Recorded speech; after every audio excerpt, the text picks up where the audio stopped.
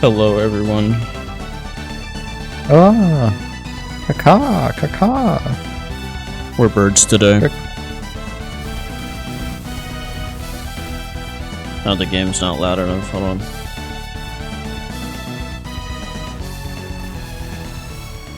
Caw. Oh, can you shoot your thing again? Oh, that's good.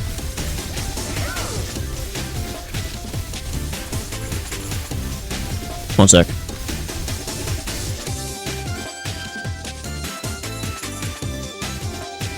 Caca.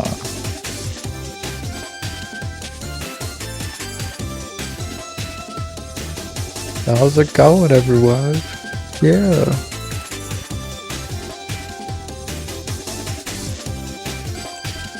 It's Grimjon! Grimjon, yay! Everybody live for the post-apocalypse! No.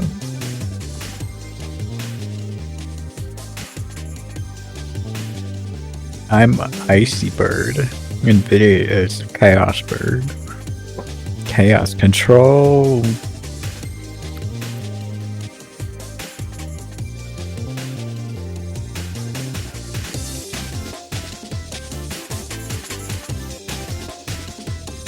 Worth every penny. I really like Grim Dawn. It's probably one of my favorite action RPGs. Well, one with loot anyway. Grimy Dan. Is it that old Grimy Dan? Grimy Dan. Grimy. Old Grimy. How is old Grimy?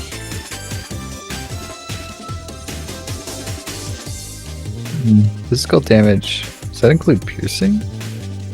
Huh. Yeah, no. Oh. Maybe? I don't know what it means. Just literally, like, probably the weapon type. If it says physical damage. But does that include piercing damage? Ugh.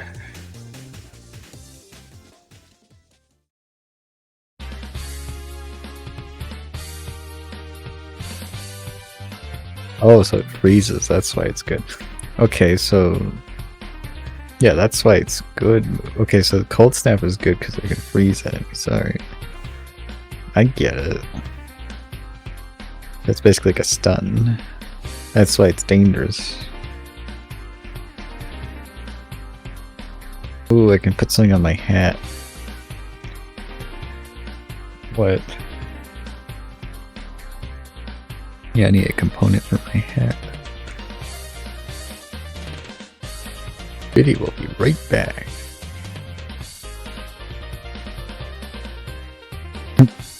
These messages. Messages. Okay, maybe not messages. Yeah, cha-cha-cha. Blood bangs. Ooh,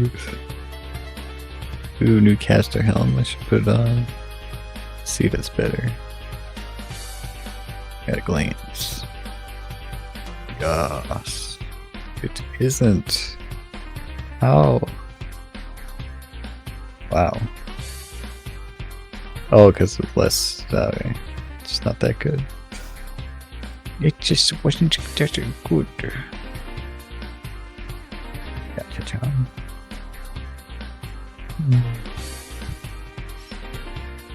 These boots.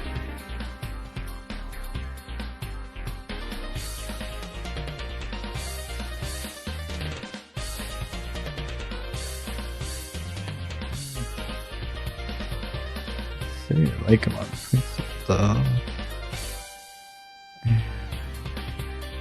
ooh, the tainted swamp grips. They're cool. That's cool.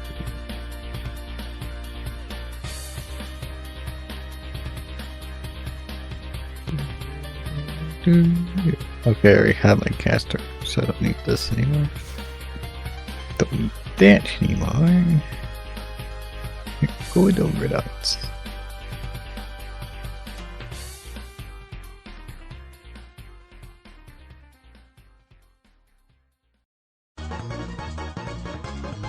Don't need that. Don't need addition. Ooh, a piercing ring. Oh, the Blackwatch seal. Yeah, that's a good one. It has a 35 offense. Guess I could replace that with it. Let's see.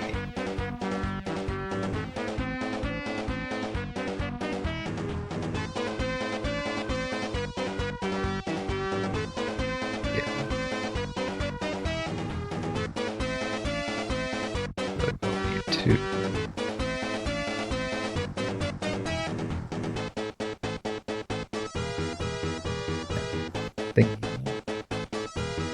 Now what do I got for components?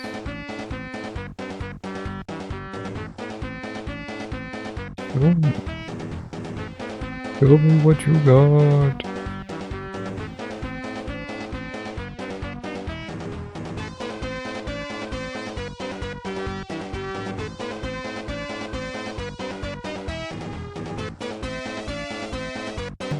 Let's see.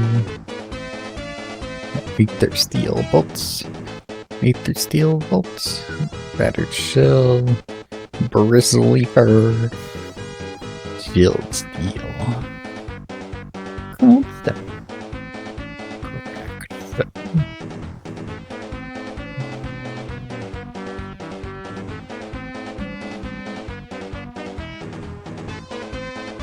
Hi.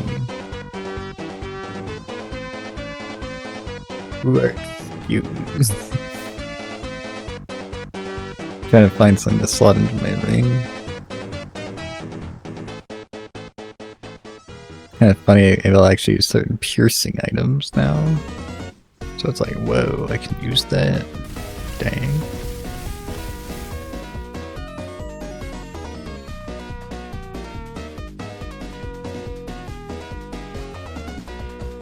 Words of Valerium. Let's see, what do I need?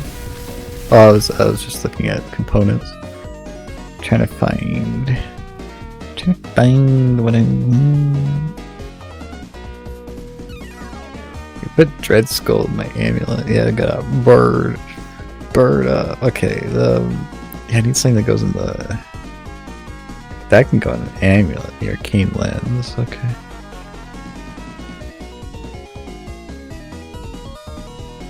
Oh.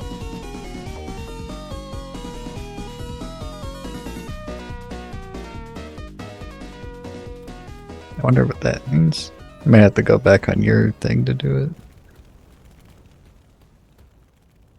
Dang it, what?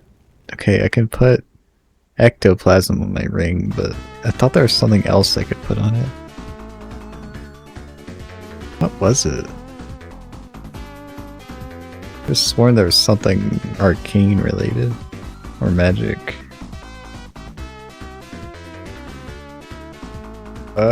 What was it? Not the seals. Wait. Crystal and change to earth. No, the seals are for later though. Dang it, what was that?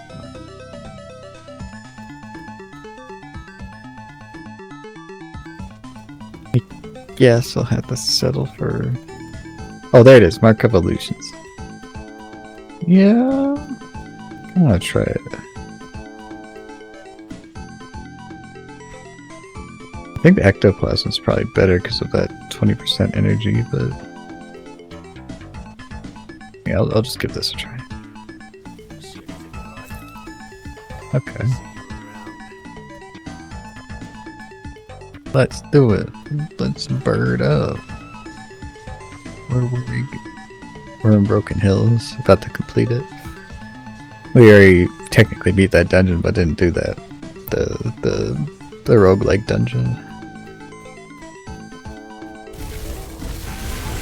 But now that I have my auras, everything's becoming clear to me now. The routing, you know what I mean. Our powers. Yeah. Bird up. That's a good question, actually. Because you're... Well, I'm wondering what other options you actually have for, like, chaos damage. potentially.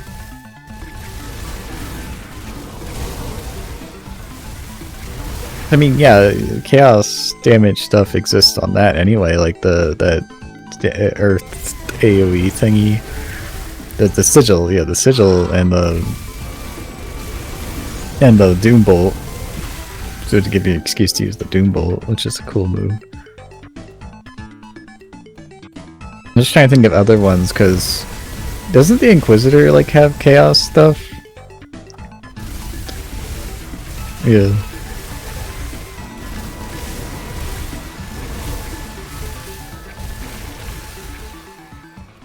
Good. You're doing so much damage. Wait. Oh yeah, we're going the right. Yeah, just trying to remember who actually has chaos moves though, like for casting, right? I know. Yeah, no, it wasn't Inquisitor. It was Shield guy. You know, the fiery guy, whatever his name is. Yeah, what's his name? I always forget their name. Oathkeeper, yeah. It's the Oathkeeper.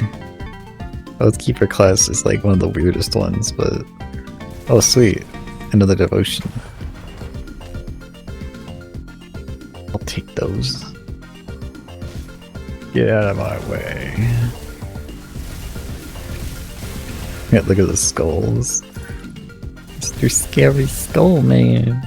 He's gonna get us.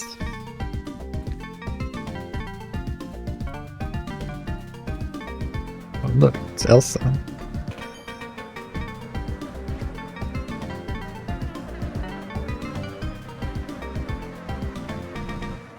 Oh, she's just to confirm that she's still alive.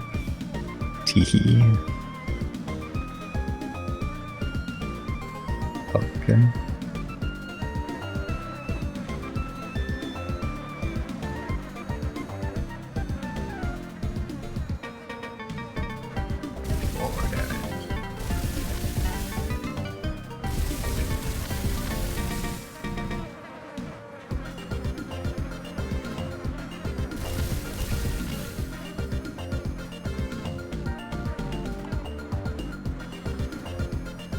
I mean, the gallows, yeah, I think that's the right direction if you're going. But how much blue do you need, I guess, is what I'm thinking. Oh, well, okay, so in that case, I would focus on stuff that gives you better sustain. So, yeah, because you already have enough red, I'm guessing, right? Oh. Yeah, okay. I'm just trying to think. Yeah. No, I don't think that's it. Unless there's a better one. Like the... Well, you gotta think like a wizard, right? Like on the blue ones. So things that are like, you know, like the Krampus. Oh, what does the Viper give you?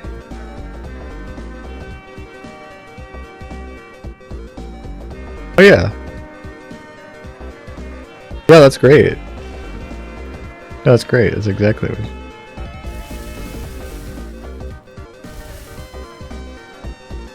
Oh, that's perfect.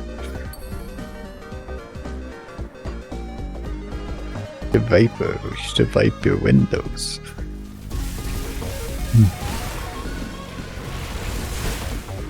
Oh my goodness. God.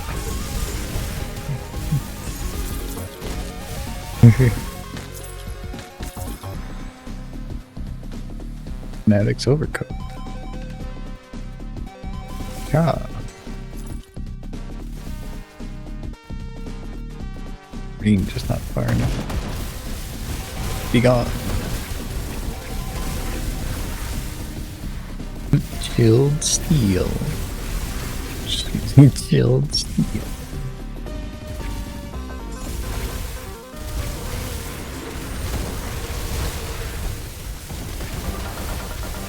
Big Block is an amazing video game. But I think what's so magical about it is that, like, it's one of those experiences. I think that kind of like I think it tested it to its quality as an experience is that it captures the feeling of using VR for the first time, but like all the time. And I think that's kind of fascinating that it's able to just do that. At least in this, I know it's like not the same experience, but like in terms of that kind of, you know, oh, we can just go back this way. The like the vibes, right? Like, cause like yeah, when the novelty of VR kind of wears off, what are you left with? You know, experiences, right? And like, Big Walk is an experience in a sense, right? It's like a facilitation of a certain kind of thing. Like the way I described it, it's basically like, you know, even outside the art direction being really well thought out, in the sound systems being very realistic, including having actual like audio distortion for loud sounds based on how the proximity, but also realistic echoes, which is fascinating. Like, I think that alone makes it like, you know, technologically advanced in a way that a lot of video games take for granted. It's like, and it's used very deliberately just for the sake of the ambiance, right? And the dynamic range of the game is very deliberate. If I recall, there isn't even any volume sliders in the game. It's just the mains, that's all you have. And it's a very deliberate choice because of that, it forces you to focus almost exclusively on the game. You can't have anything else running at the same time, especially if your audio is very well calibrated on your computer.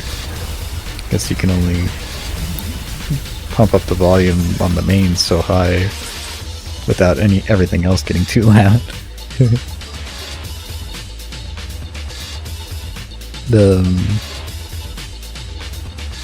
But anyway, I think in terms of like just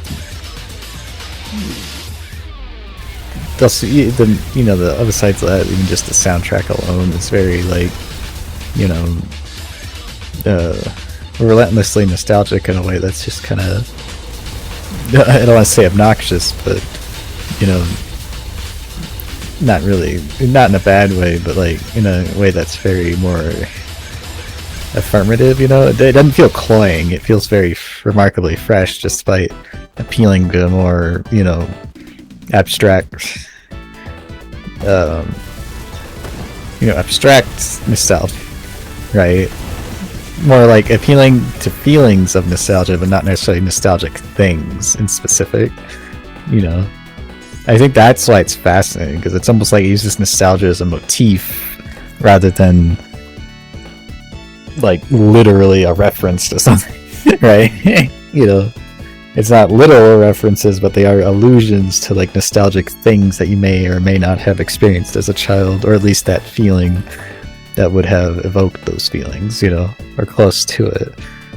But also just like my mic was muted. Designs. My mic was muted. Oh no! Thanks to the Great Crisis. Thank you for pointing that out. My mic was muted.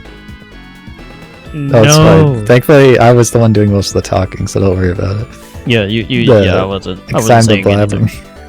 No, because I asked him about Big Walk, which yeah, you could probably. Yeah, sorry. Yeah, it's a Big Walk is what I've been talking about this whole time so far. But yeah, the Big Walk. It's Wait, quick thing. Is this your first time chat? Yeah, it is the Great Crisis's first time chatting. Wow. Hello, the Big Crisis. Thank you. Yeah. No, I've seen them peeking into the stream every once in a while. Yeah. I saw you. Thank you for letting us know. It's very important to address technical issues. Yes. Thank you so much. You deserve a kudos, so I give you one kudo. A giant gold star. It's so massive. It has its own gravity. It just flattens them like a pancake. Yes.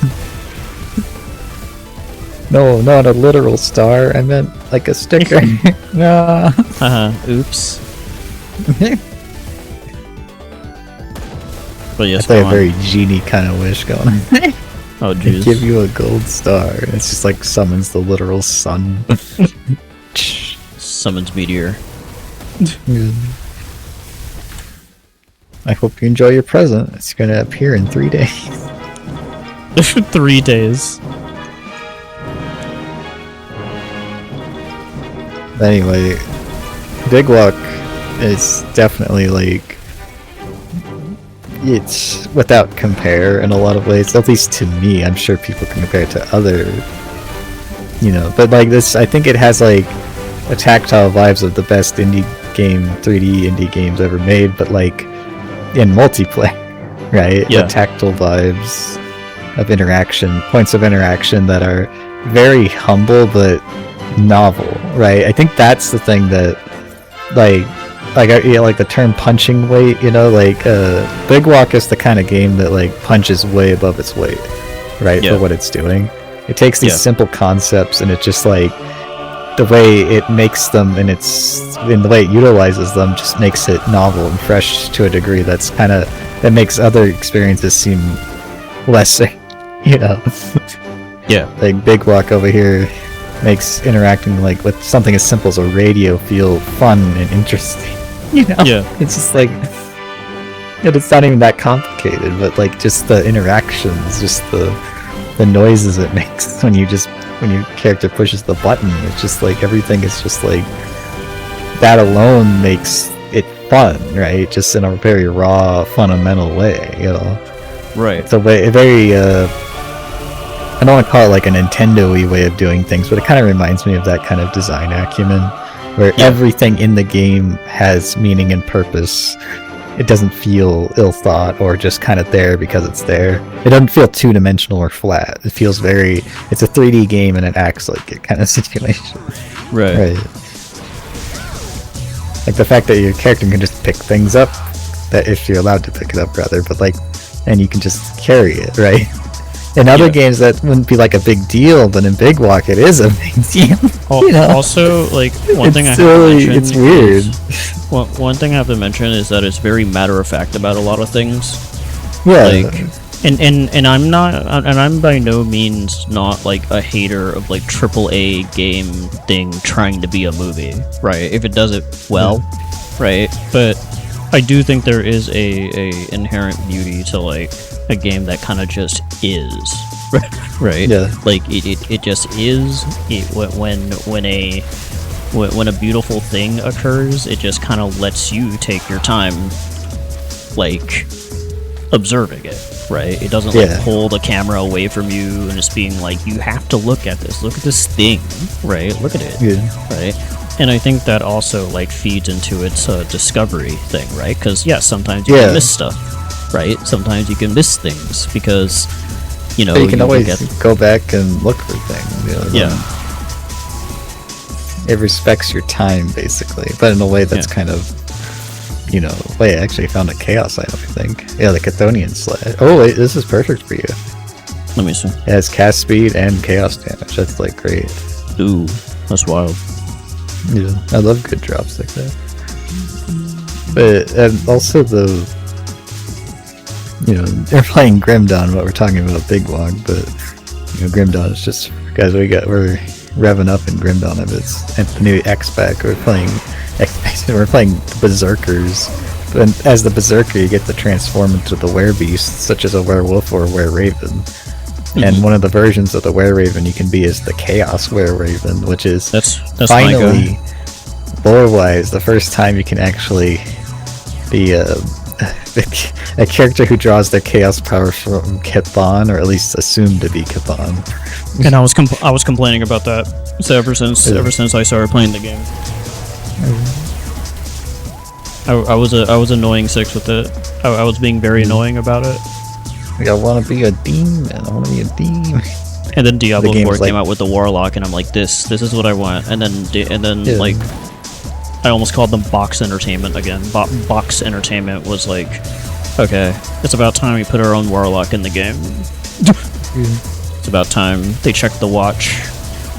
I mean, the Berserker class is interesting, or I forget, they don't call them classes in this game, but you know what I mean. I forget what they're called, actually. Sometimes I want to call them jobs, like in Final Fantasy. They're basically the same idea, because you can actually mix... Because basically the whole gimmick in Grim Dawn is you get, you know, each class, air quotes, is its own skill tree, but you can have up to 2, and it makes and you can mix and match the abilities from those 2 classes to make your own class kit, essentially. Mm-hmm.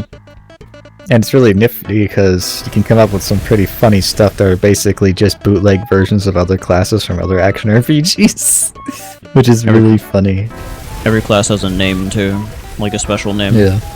Oh yeah, every 2. God, what are the specializations? I don't know. I forget the name, but they when you combine them together, they get their own unique name, which is pretty cool. You talk to. But you have to be careful to make how you make that choice, because it's permanent. So otherwise, you have to make a new character if you want to try a different combination. Are there like you don't even have to in this game? Yes, as far as I'm aware. Like, I don't know why there would be a limit. You know, this is not a live service game or anything, so you can have like unlimited characters. You have as many characters as you have names. Yeah. I'm sure there is a limit, but it's probably like a weird, like arbitrary one based on like 255. Like, yeah, something really goofy, like just because the game engine can't handle that many. I know for a fact there's people who play this game who have so many characters that it like crashes the game. So they have to, like, you know... Oh god. Cycle them out. It's ridiculous, but, like, I don't even... Like, that's... Man, I can't even imagine how many characters you would have at that point. Like, that would be, like, hundreds. I still think it's not like 800, but, like, like, hundreds. Because that's the limit. It's basically as many as you can until the game crashes, basically. Mm-hmm. But it's just really funny, but...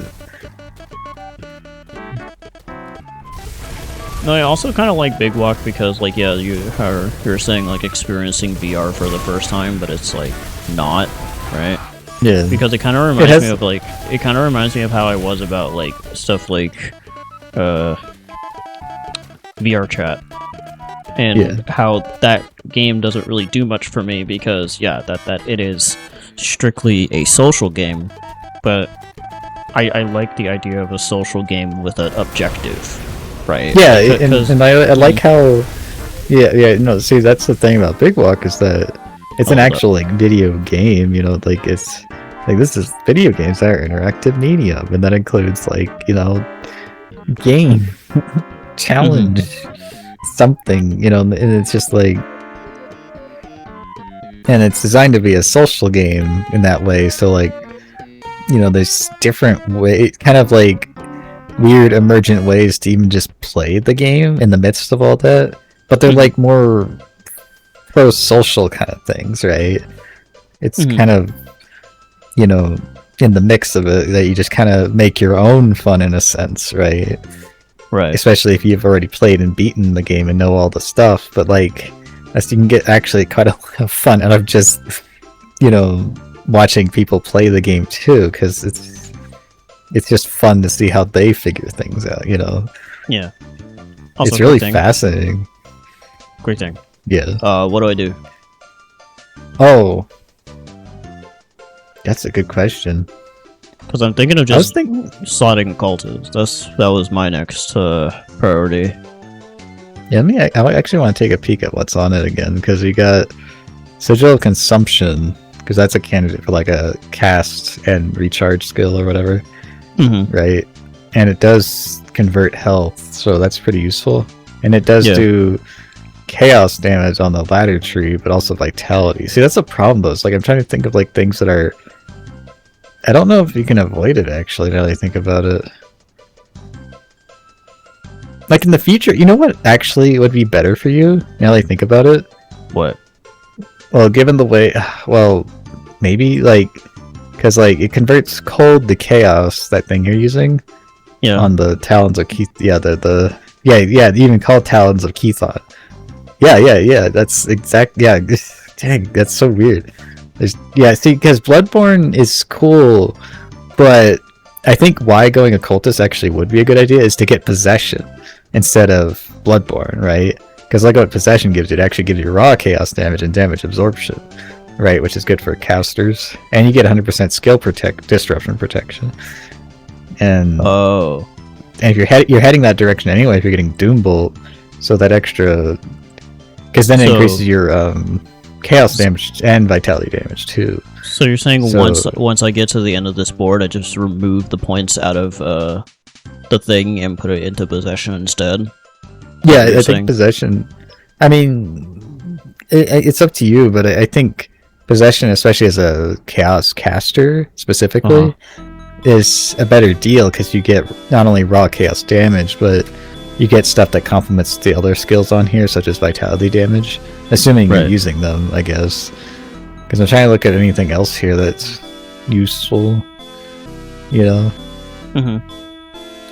I mean, there's potential for a lot of this stuff. I just think, like if you go in, like, caster mode, the Sigil, the fully leveled up Sigil and Doombolt, but heck, even Curse of Frailty, like, that's always a good one, to be honest, because that lowers chaos resistance as well. And vitality resistance. I see. So that would actually be good for a caster, too, because then you could weaken the enemies and slow them down a bit. Right. But yeah, I'm just theory crafting here because I'm trying to see what other classes actually use chaos stuff. I know Demolitionist does. They have the. I don't think I'm gonna do that because like I feel like I've messed with that one enough. Yeah. No, I think hi, big small J. caster. Oh, hi, big small J. Yeah, we're theory crafting about occultist, berserker, caster, raven, where raven. like I'm feeling occultist. I'm feeling it.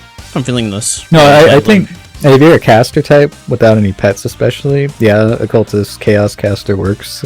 I don't see any downside to it really. Plus, if my understanding is correct, you could apply. At least, well, does it work like that? Let me check. See, one thing, because if you're getting that demon ability with the fire swirl thing, so I'm trying to figure out does the sigil count as an actual thing? Oh, like, does it? I don't think it does. Also, I'm doing good. Big small J. Thank you. How about you? You're thinking like sigil consumption doesn't count toward the devotion skill? Is that what you mean? Well, remember on the devotion tree, if you're going for the demon, what are they called? Fiend? Their ability is that fire swirl thing, but that's a close range thing unless you can put it on something else to do it. Oh, right. You know, that kind of thing. Because I was thinking like, okay, then, like, ooh, that was scary. I thought I accidentally... See, another thing too is like Necromancer, right? Like they're vitality focused, but they also have, you know, like the acid summons or whatever. So if you want to do like a summon build, that would be an option, especially with at least acid stuff specifically. Right. Or poison, or at least specifically on pets, using that one devotion thing, the Manticore. Because there's actually 3 pets that use acid stuff. The bug, which it's legendary version, you can summon 2 of them, and Blight Fiend is just really powerful in general, and then you can get that one set of items. I'm trying to think what else. It's technically, Necromancer is also ice with, with the Drain Essence, actually. But would that ice be converted to chaos? No, I'm thinking myself there. But what was it with let's see what Oathkeeper had for chaos damage. No, that's acid. Whoops, I got it backwards. I thought they had chaos. See, this is why it's confusing, because some of these do get chaos. Like Arcanist, for example. Like, for whatever reason, Alberic's Aether Ray has a conversion to chaos. Right? Weird. Which is... it just turns the elemental damage it does from Aether and Fire or Aether and Lightning, rather.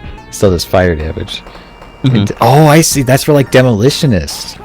I was like wondering why it does that. Yeah, that's for like a demolitionist combo. Okay, more specifically anyway, because I'm trying to like figure out the best synergies. You know what I mean? Like heck, like you want to get really wild, you could like go soldier and just go all in on the passives just for the HP and stuff. No, I'm and survivability. You know, like that kind of stuff like that. Like I'm just thinking how weird can you get as a caster, right? But yeah, that's like stuff like that. But yeah, if you want more things to throw on the ground, I think Occultist isn't a bad option, because I'm thinking like Demolitionist is still fire, air quotes, tribal, or whatever you call that. Like it's fire chaos, right? Yeah. Which has its own issues. I think I'll go Occultist. I think that's what I'm gonna do, because I'm feeling that like it's the vibe. Right, this is the vibe. Yeah, I think like that would complete that specific setup. To be honest, I think it is a good setup. Like especially if you're going for Doombolt. Like Doombolt is the chaos big cast ability. See, Sudi, he likes you. 6 is unfortunately not always available, so you got to deal with me by myself most of the time. Yeah, unfortunately in the future it might be even less available, but that's just how it goes. You're saying Curse of Frailty? Or should I just like ignore that for a bit? I think you should just max out the stat first, because your character is going to be, that'll help a lot in the meantime, I think. Well, let me actually look. No, I think Occultist is the best, just most obvious one, to be honest. Like, yeah. Because, wait, you know what? There might be stuff that would convert Vitality into Chaos. That actually would be cool if you could figure that out. But, yeah, that's actually what I was meant to do. I was going to look up, like, what is actually available. But, Occultist, I think, is fine, because even then, the Curse of Frailty is just a really powerful ability to have. Oh, that's what it was. I know there's stuff that can convert, like, for example, Blooded Dreeg into a chaos ability. There's stuff like that. Like there's all kinds of weird stuff. But yeah, Possession and Doombolt, I think, are definitely kind of like what you want to shoot for, and Sigil of Consumption just to have, because it does do chaos damage and it's a casting ability. Okay. Just for something different or whatever, right? Because those are the most obvious ones. And I think the Devotion Tree thing, let me actually look at it really quick. The one you're going for is the Chthon, right? Dying God. Yeah, the Chthon. No, that would work actually, because that's Chaos Vitality. No, that's perfect actually. Yeah, if you're going, if you're getting Vitality damage too, that's Occultist. Yeah, that's also Occultist. Big Small J says that I am silent solo. Yes, I'm not. I'm working on that. I'm working on it. I was never much of a talker to begin with, honestly, so... That's not true. In person, you never not talk. I mean, yeah, I do, but it's like... I think it's hard for me to come up with stuff to say, like, on the fly. Like, I gotta have, like... Oh, you like a footstool. I need a footstool. It's a footstool. Also, it's like, it's hard to, like, speak a lot without feeling annoying. Right, like I think that's something to keep in mind. At least in my case. I think when you're streaming, like, more talking is always better. Yeah, it's just hard in the moment, right? Like in the moment, it's like in the Moomin house. Sacred Hammer of Eternal Wrath. Sacred Hammer of Eternal Wrath. Because you're talking big walk though. Yeah, big walk. Because I'm just glad, like, also just really funny, because I was all about that game even from the first trailers. If you want to know how, like, obsessed I was with that game, I didn't even, like, really pay attention that closely to anything that was in the trailers. I was actually just sold on, like, the vibes and the concept of the vibes alone. That's how, like, hyped I was. I wasn't even paying attention to what was in the trailers, just, like, the vibes they were exuding. I think what's funny is that I think you told me about it once, when it was, like, just starting to like be made, right? But well, we saw it originally on the Cozy showcase, or it was called. Yeah, that's what it was. Remember? Yeah. Yeah, we saw it originally there, the Cozy game showcase, and no, when I heard the freaking trailer music main theme or whatever it is, I was like, yeah. Wait, we missed something, I think. Isn't there like a thingy down here? Let's go check. Yeah. Thankfully, these areas are always the same shape, so you don't have to wander too far. I also like how Big Walk is made, because like I think it does help with like speaking of being shy. I think it does help people. Well, it has the potential to help people be a bit less shy, right? Because they got to use their words. I think Big Walk facilitating, its main theme of being about communication, right? Yeah.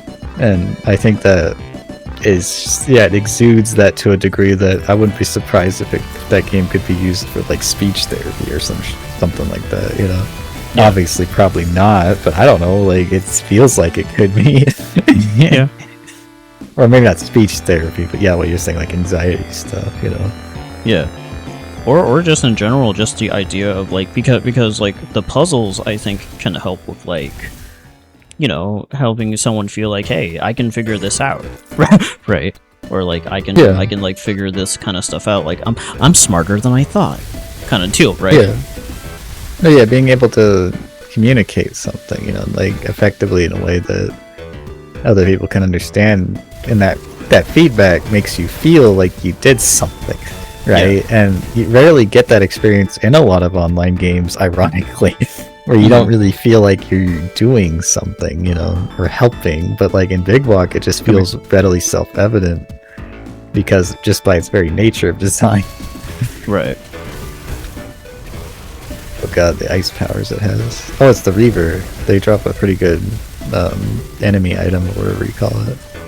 Enemy rare. Can you not use a potion when you're frozen? I don't know, actually. I haven't...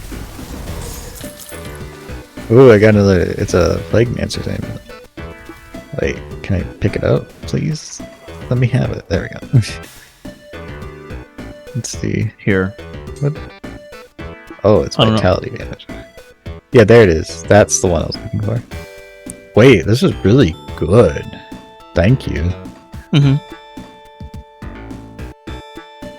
Yeah, even just as an intermittent thingy. Yeah, I'll have to hold on to that. That's actually...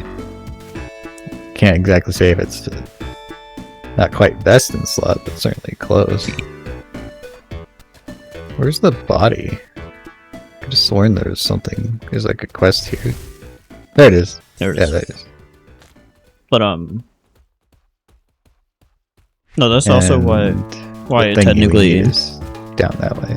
That's also why it technically has replay value, because you can see other people see how they figure out how to communicate things, right? Yeah. I think that's probably one of the weirder, like, we gotta go all the way around. Yeah, it's one of the, like, kind of like surprising aspects of Big Walk as a video game is that the fun factor of just watching other people experience it, right? Yeah. And its various novelties. It's just like that alone makes special in a way that a lot of games of similar variety kind of aren't, because those games are usually more run based or just kind of tense in a way that's, more of like a, more because they're roguelikes or whatever, whereas something like Big Walk, it's just more open ended in a sense. Yeah. Like you can see like which places these people discover first, right? Yeah. Like which like what line. Yeah. Like everyone's journey through the game itself is very different. It's fascinating. Yeah. Like ours was probably more like logical gamer kind of brain stuff going on. We were trying to do everything in order, even if we didn't realize. You know. But there is no true order to things. Yeah, you could just like walk to anywhere, really. Really. Yeah. You just walk anywhere, like, and it's just like, oh, you just ended up you ended up here before here, really? It's like, yeah. No, it's really cute how you can make your way through the game, and you don't even have to, like, you know, there's some stuff that's just kind of out of reach or whatever, and you can get creative on how to get to it, you know. Also, like, I can tell I care a lot about the game as a whole, because I saw a review of the game, and they were complaining about the puzzles, like how they just didn't like the puzzles, and that was like, and they were like really, really weirdly mad about it, right? Yeah, that's kind of unfortunate, honestly. And like, I was like upset, because it's just like, look, if you're playing Big Walk and you're just sitting there complaining about the puzzles the whole time, then I think you're missing the point of they're probably they probably were like, I'm sure you're very popular at parties. Yeah. Oh, it's not about outsmarting the game, it's about just playing the game, you know? I mean, you can outsmart the game, but that's not like the point. Well, I mean, it's not, I mean, yeah, you can do funny things in it if you want to, but like, it's not, you know, the point sort of thing. Yeah. It has a wait, what are you gonna say? I said it's called Big Walk, not Big Cheat. Yeah, the Big Cheat. The game Big Walk is very, like, has a lot of playset kind of vibes, right? Yeah. You know, like it's basically is like a playset, but it has, you know, game logic rules. Yeah. You know, or whatever, you know, the limitations, but the vibes are very much like, you know, just, yeah, it's just like a toy, very toy-like, you know. And I do really like that. I like the very deliberate choice to make it kind of like a toy set, or like a Lego set or whatever, right? Yeah. Like, yeah, it's a play set, you know, like it's like one of those dealies, you know, like the Polly Pockets or whatever, right? You know, where it's just like, it's neat in concept, and the only thing that's missing is the imagination, so to speak. Yeah. You know. Whereas Big Walk is very similar, where the missing ingredient is basically close friends. Yeah. Right. It's a Big Walk. Just add close friends. And that's like the reason why, like, that review, like, made me go like, huh? Because like, they had to be playing it with a friend.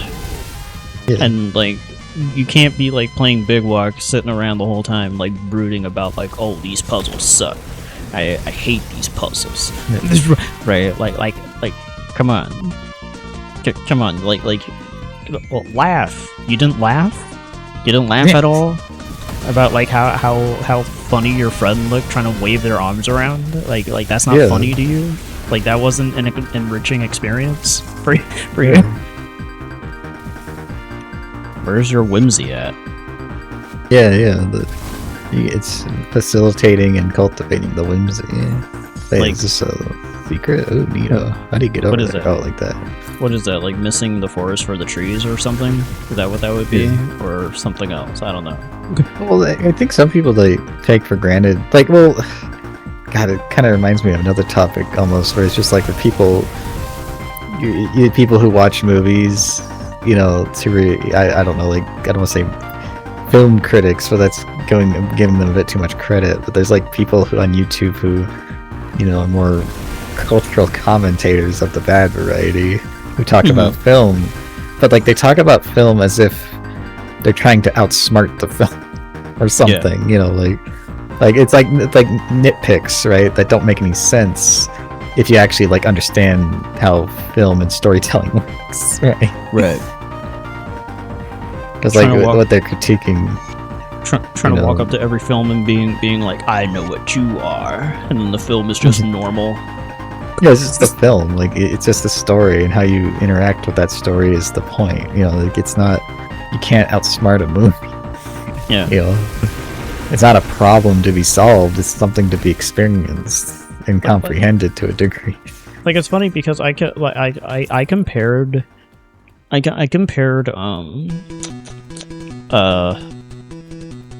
Ooh, I got Type B on here. I forgot that I put Tetris Type B on here. But like, isn't that like an actual music piece? It is, but I forgot what it was called. Someone told me recently, but I forgot. Yeah. But like, I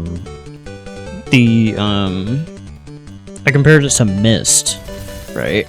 Yeah. It's kind of like Myst. Yeah, that's a lot of the Big Walk has the kind of esoteric first-person adventure game vibes, but only like in the sense that thing causes thing to happen. Yeah. And to progress. But in terms of like how like hardcore puzzler it is, right? I think maybe some puzzles are like that, but it's like it's so obvious that it's like it's not here to be like. Yeah. Well, Myst is more adventure game logic. Yeah. Big Walk is more like these are the mechanics in the game. Utilize these mechanics and your interaction with your friends as a way to solve the puzzles. Yeah. And that's very compelling because they do it really well.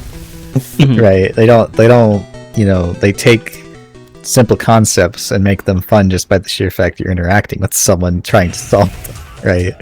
Or utilize those supposedly simple concepts, and the iterations on those ideas they have in the game Big Walk itself, I think I don't want to say it's like fully explored, but it kind of is, like not super extensively, because there are puzzles in it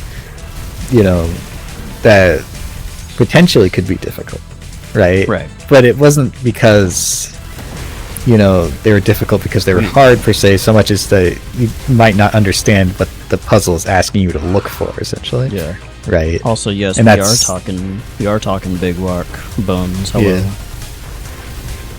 Yeah, we're talking about like why Big Walk is so good. Yeah. Come here. Also, in like 5 minutes, I'm gonna get up during the ad break to get something to eat. But oh yeah, so I need to use the Oh wait, Bones likes birds. We're birding up right now. Yeah, we're super bird up. We're playing as the Wereraven, Caster build, Berserker, and Grimdon. The Viddy's the Chaos Bird, and then the Cold Bird. Actually, I'm gonna go figure out what I'm gonna eat right now. So give me a sec. Okay. I'm gonna close up on the bird. Yeah. Keep the chat entertained, while the bird will keep the chat entertained visually.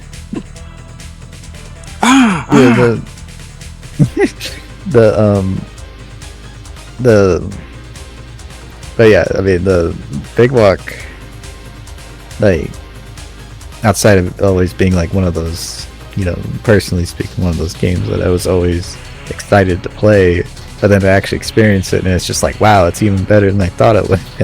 And I wasn't really expecting so much beyond just the vibes in the original trailers, and they fully delivered on those, like, completely. Oh yeah, and Big Walk has a big place in my big heart. I mean, I don't think you want an enlarged heart, but but if you mean metaphorically, enlarged heart. That's no good. My normal sized heart. But yeah, because I can't even really think of anything to even compare Big Walk to so much as like other similar experiences and the novelties therein. Like the first thing I felt when experiencing Big Walk for the first time was basically like the novelty of experiencing VR for the first time. Except like Big Walk kind of leverages that novelty like as like a core concept rather than it just being a novelty. Which is kind of interesting to me, to be honest. That it's able to leverage that so effectively. Oh, I got boots with ice spike on them. Shoot. Got Pierce Cold Ring. Man, I've been finding some good loot. Just looking through it real quick.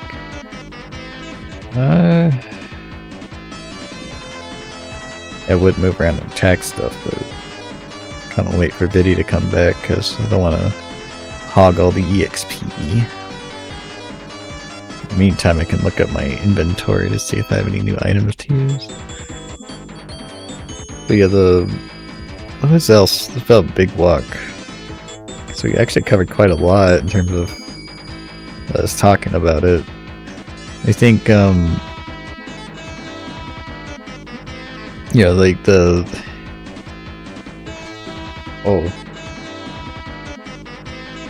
graveyards shifts game. I still think it's crazy. I had a dream about Big Walk right after trying it for the first time. This game does feel very dreamlike. Yeah, no, that it actually is very accurate way to describe it. It does have like a very dreamlike quality to it.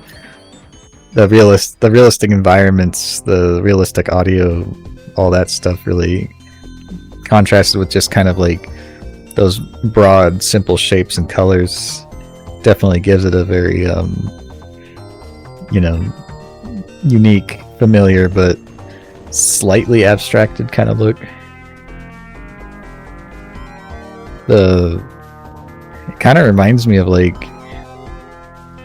I wish I could like describe it, because like I think I think that actually kind of almost gives it like, I don't know if you're familiar with Myst, that, you know, that old first-person adventure game, but like, because Myst is kind of like that, right? You have these realistic looking environments, but then you just have like, you know, just a rocket ship over there just for some reason, or like other weird objects of interest, you know, just kind of there, you know. And it does, you know, very kind of slight, you know, grounded in reality, but still has that level of abstraction that gives it that kind of, you know, it's like the environments, despite them being just large colored shapes. I mean, the environment's realistic, but like the stuff in Big Walk, the buildings being just, you know, more broad colored shapes of just stuff, but made out of what seems to be like realistic materials, you know, like I don't know, like ceramic, like as if it was baked or something. And it does work really well as like a, you know, I mean, outside of visual design being an easy way to spot landmarks, everything is like big and plastic, very toy-like in a sense. It's very simple but very effective. It does contribute to the welcoming nature of it. Oh god, I'm under attack. I'm trying to think of like other things too that, I mean, even outside just like the everything really.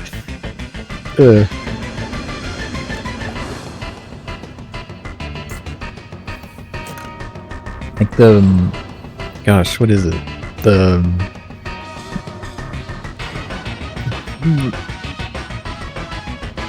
I was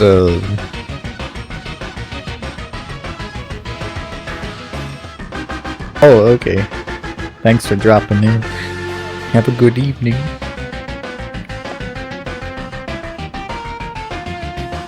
Wonder if I can get video wake up. They're getting food. Yeah, I could talk about Grim Dawn. I love Grim Dawn, the video game that's on screen right now.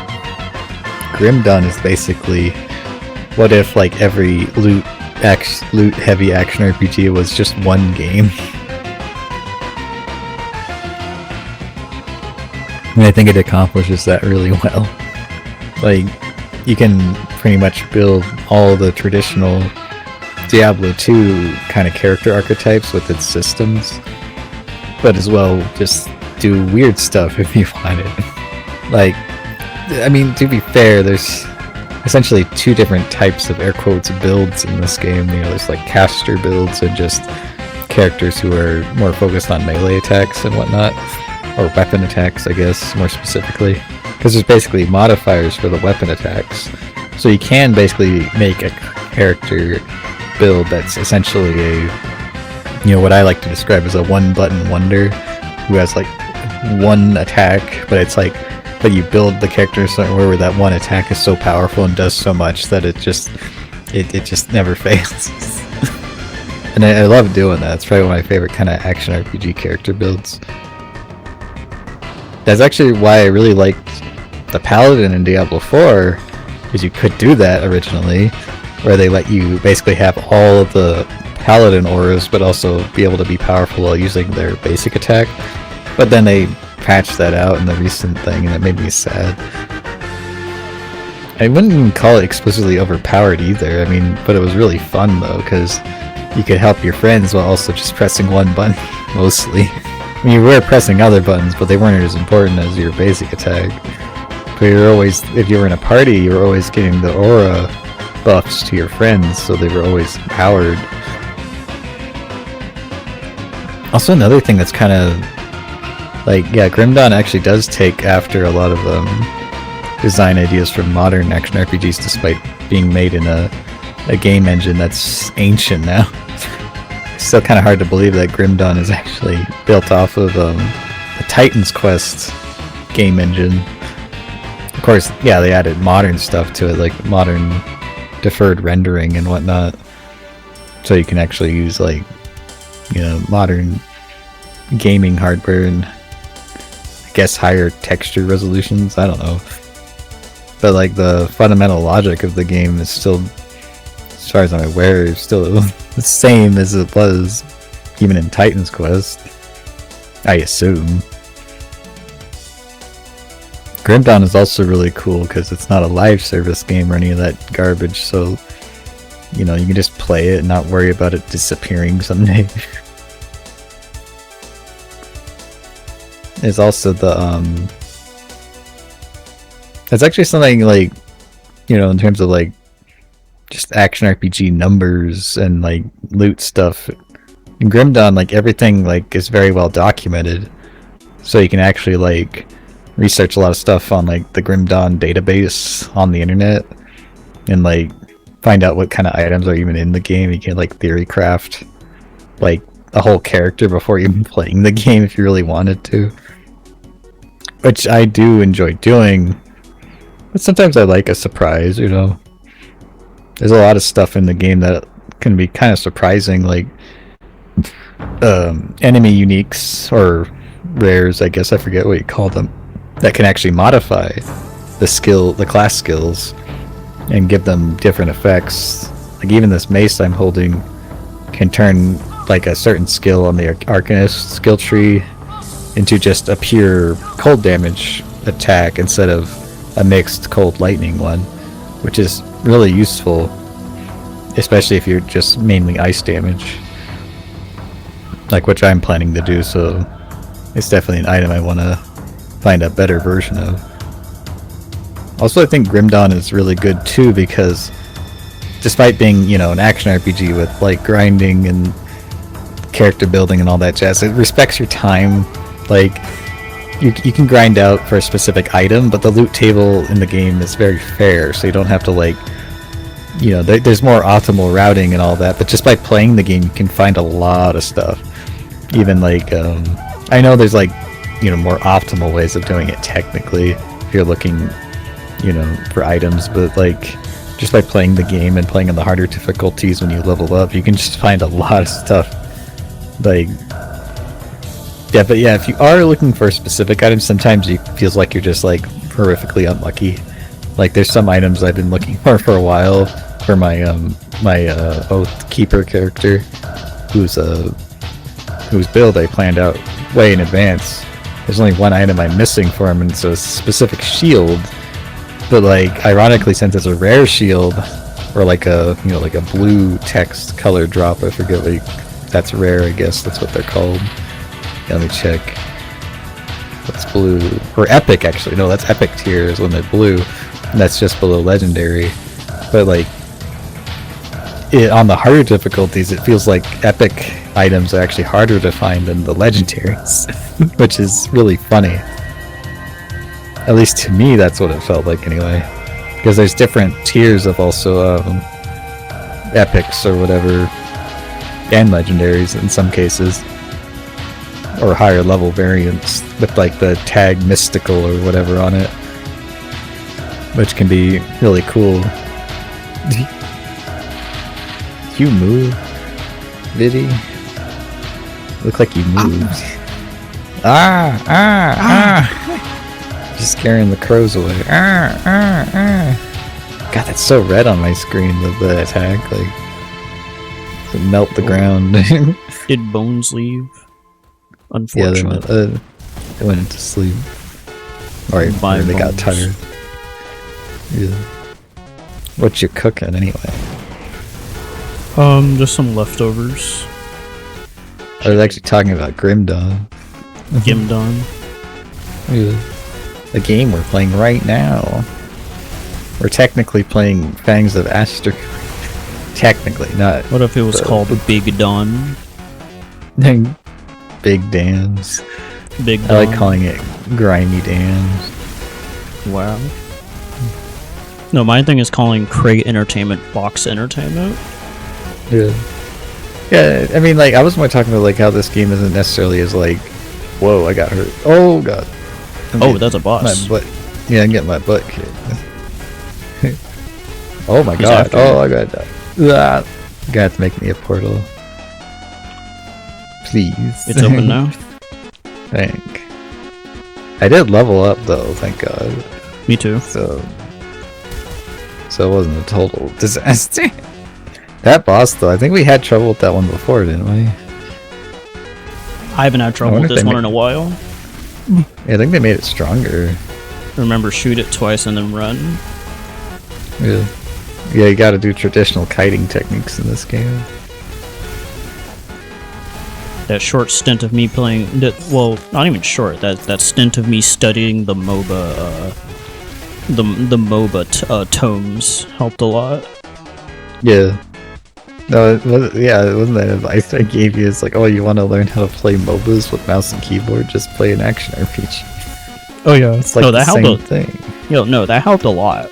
Not like I was like, not gonna say surprised, but I was like, oh, right, yes, that is how it works. RTS as well, but like, I don't know, action RPGs feel more in line with what MOBA is these days. Mm-hmm.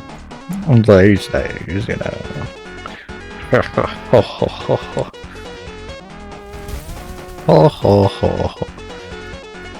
level up. Sorry. It's fine. Just to put all my points in the spirit like some kind of freak. Okay. So we defeated that Manticore. But actually, we can teleport back to the Jagged, the Pine Barrens Rift to turn in these quests real quick. Okay. Just cause I want them out of my hair. I'll hunt down your beast. Ooh. Thanks for the teleport.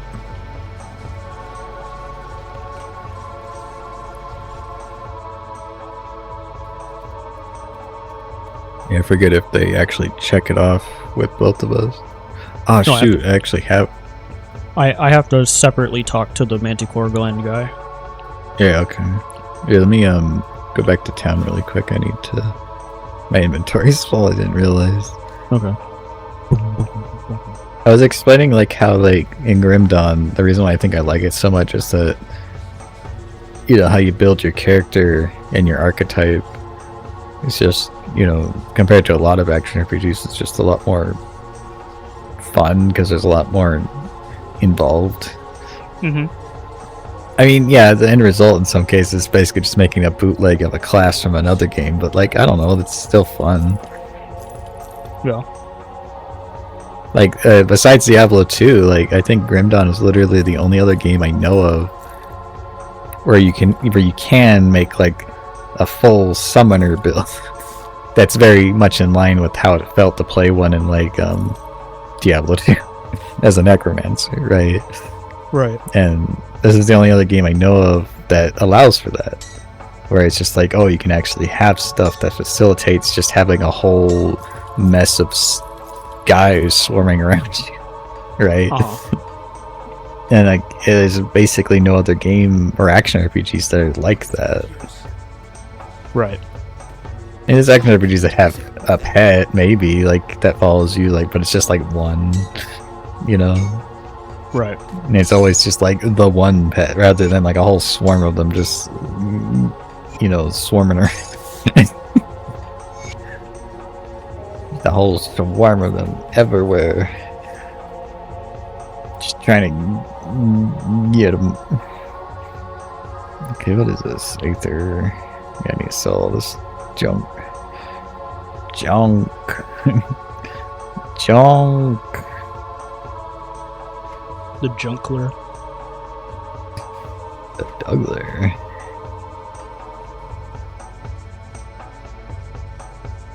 Not sure if any of these are good for me. Well, look at that. Oh, cute little snaky snake. You little sneaky snake? Yeah, little viper. Viper. Wish to vape your windows. When I give the your little star to the little viper, it gives me a lot more spirit. It says, "Yum, thanks for the star." Go fed at the star. Oh yeah, I want to equip this rare metal. Put a skull on it. Yeah, I gotta put a skull on it. Give me a sec. It's a Larry. That's a really cute bird. Larry. I don't know if these gloves are better for you. I'm just gonna drop them. Okay. I mean, I also have this, but I don't know if that's good for you.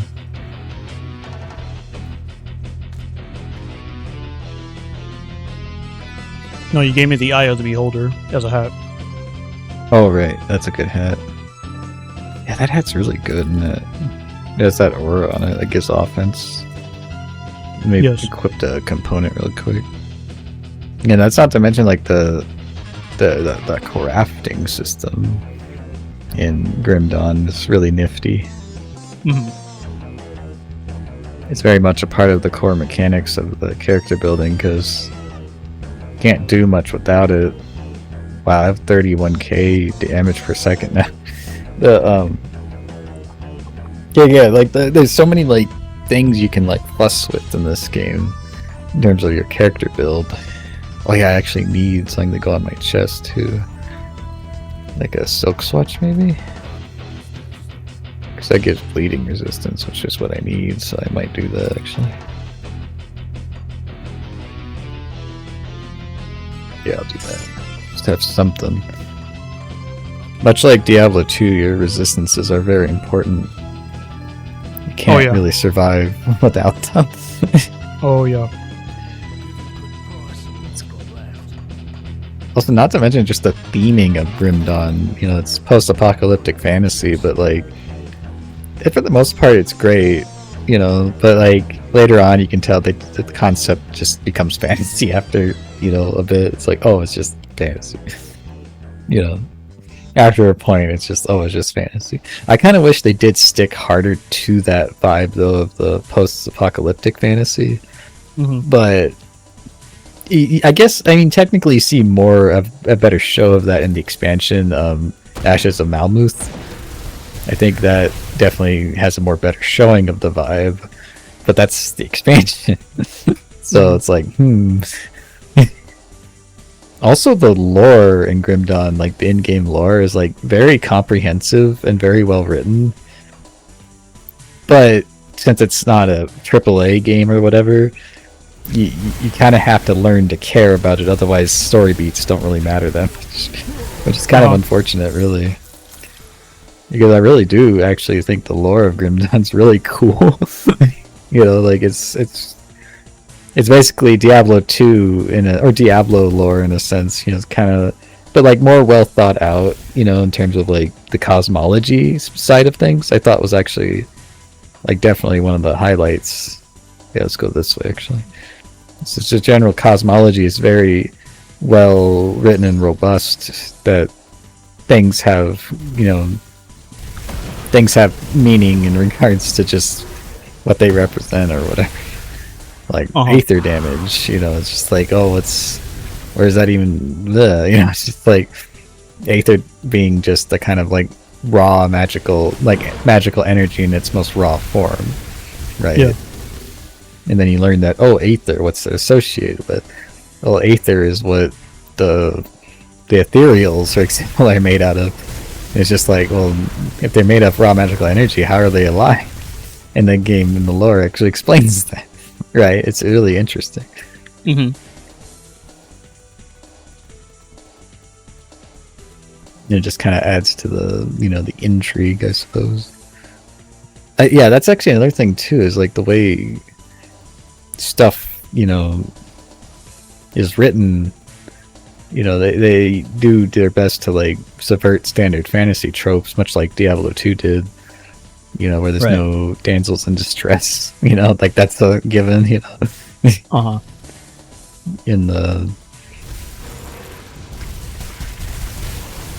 And just just other stuff. Briarthorn. Briarthorn. Briarthorn. Briarthorn. Wait, did they count as rift spawn? I didn't know that.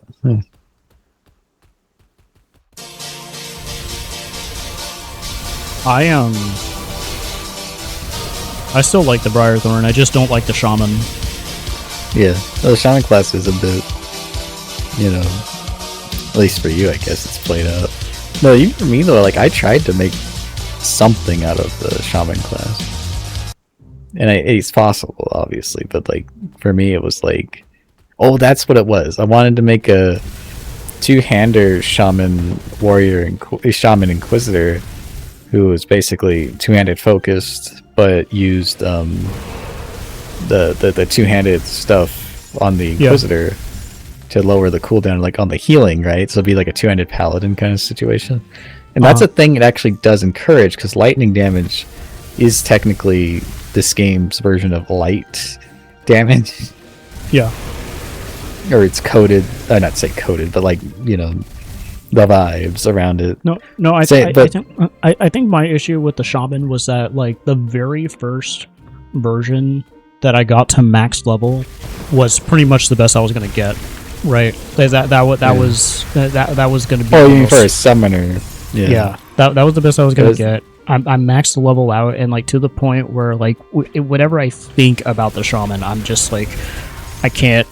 Right, I'm like I can't anymore. No, like, it's more the pet builds are the problem. Like Shaman on his face, his abilities are very powerful, but like if you're trying to do pet stuff in this game, like summons and whatnot, like you have to plan way in advance just to get it right, Otherwise because the way this game works is that gearing for pet builds is difficult, because pet stats overwrite stats that would otherwise be on your character, so you have to like plan accordingly for that. You basically have to be a ranger, which is in a sense, you can do that. You can basically be, I use a two-handed rifle while my pet uses my front line. You can do that. And to be honest, it's not the worst way to do it. It's just, I think also, good. Well, like the character I was actually trying to make was a, basically acid caster pet build guy, right? Just full pet and acid synergy, right? Or even acid pet synergy, right? And you can do that, but you have to like specifically know in advance what you're picking, essentially. Especially for items, because that's where a lot of the important stuff comes in. Also, the problem I was having was the fact that like there was one move that I really wanted to use on that board. Yeah. And it was just bad. It was just bad. It was like I don't know if they changed it since then, but honestly, like I don't care anymore. I don't want to play Shaman anymore. Your heart's been broken too many times. Yeah, my heart's been broken. It's not even like a deal like in Torchlight 2, where like there was that one move that I really wanted to use, but it was bad. But at the same time, just like objectively bad. But at least in terms of like Torchlight 2, there was like something else, right? Like it let me use a shotgun. I actually found the Chillheart Scepter. Oh, cool. It's actually not that good, but whatever. Also, at least compared to what I have. Like, what I have is really good. Also, that was like the start of me realizing that like me playing as druids in games is cursed. Right? Like I don't know why, but it's like I'm not gonna say that games don't really know how to make a fun druid, but it's like honestly, I think Baldur's Gate 3 spoiled me. It's like I think the D&D druids are always the most fun because you can have it both ways. You can just be a guy who has a weapon and swings it, but you can also be a guy who summons a friend again. Yeah. Right? And even Ranger, same way. Like Ranger, they have their animal companion that you can use, right? And similar idea. I think, even the variety of the druid class kits you could be too are really fun in Baldur's Gate 3. But yeah, that's always been the case though in a lot of fantasy games, is that D&D druids are always more fun. Yeah. I mean, also, I think it's just I don't want to say it's a problem with Grim Dawn and its, specializations, whether it's shaman or some other ones, but sometimes it feels like it's not readily apparent what certain skills are for, or what their purpose ultimately is, in a sense. And that was something like what you mentioned Torchlight 2 earlier, and that's kind of like the problem with Torchlight 2 in a nutshell, is that some skills on that skill tree don't even like matter until they're like your like late max level character, because they don't function otherwise, which is really weird. Because it makes it feel like the game was balanced for like max level characters in a sense. Because early game characters, you're pretty much like, Rags, Raglan, and all this other stuff, But also, like, some moves just don't work.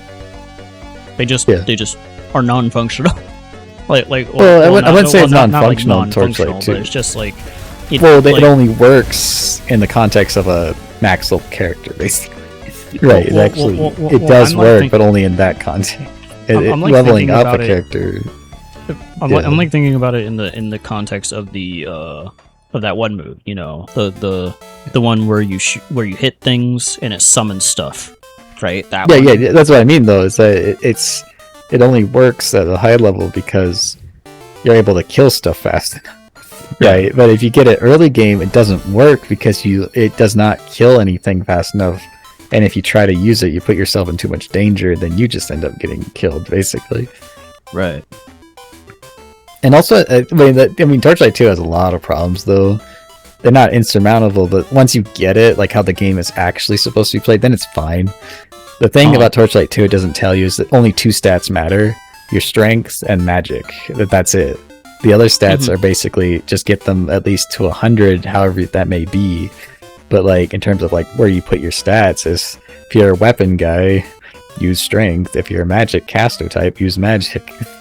And the game has 4 stats technically, but the way they're balanced is that they don't, like, mostly, especially vitality or HP, is that like that's one of the dirty secrets of Torchlight 2, for example, is defense doesn't matter. Defense doesn't actually do anything. It's not statistically meaningful in a way that does anything for you, at least meaningfully.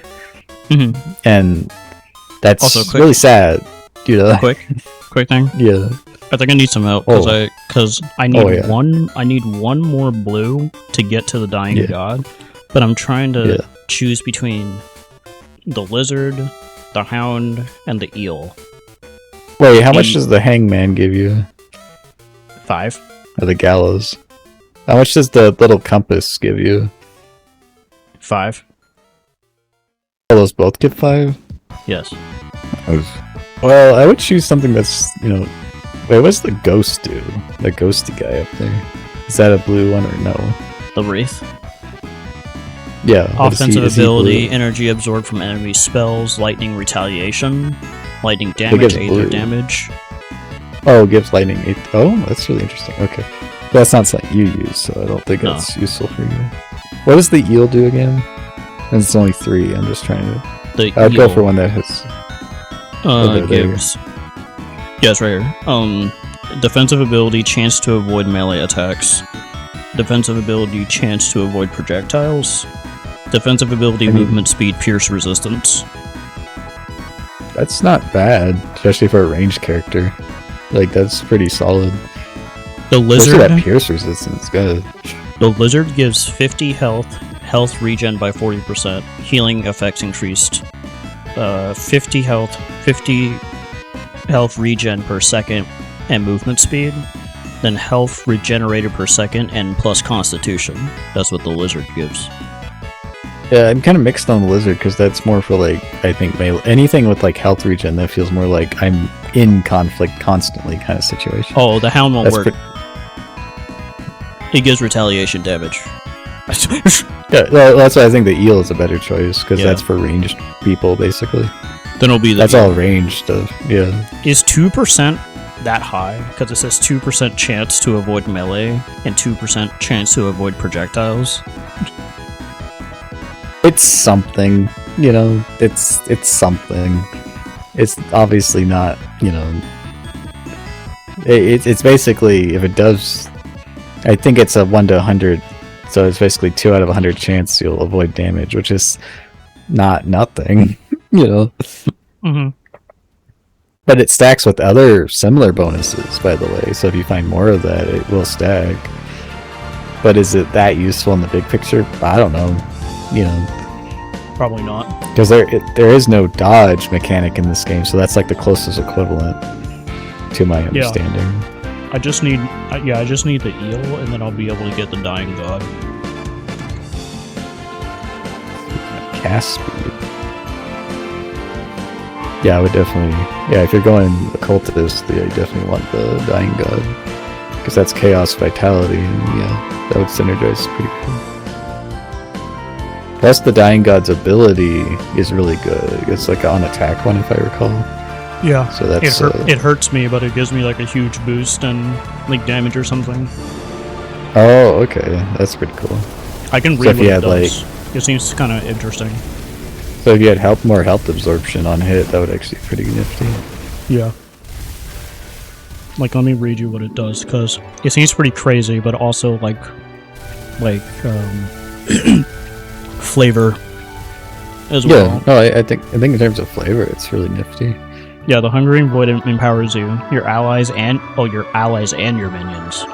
But the power gain comes at a heavy toll to the body. 140 active health cost per second, 30 seconds skill recharge, 20-second duration, 12-meter radius, plus crit damage, plus vitality damage, plus chaos damage, plus vitality decay, plus total speed, 90 chaos retaliation, and 25% chance of 3 seconds of Terrify retaliation. It also gives pets some bonuses. 40% all damage, crit damage, chance of stun target for 1 second. 15% of slow target for 3 seconds as well. I'm surprised it actually gives I'm actually surprised it gives bonuses to pets. That seems kind of interesting.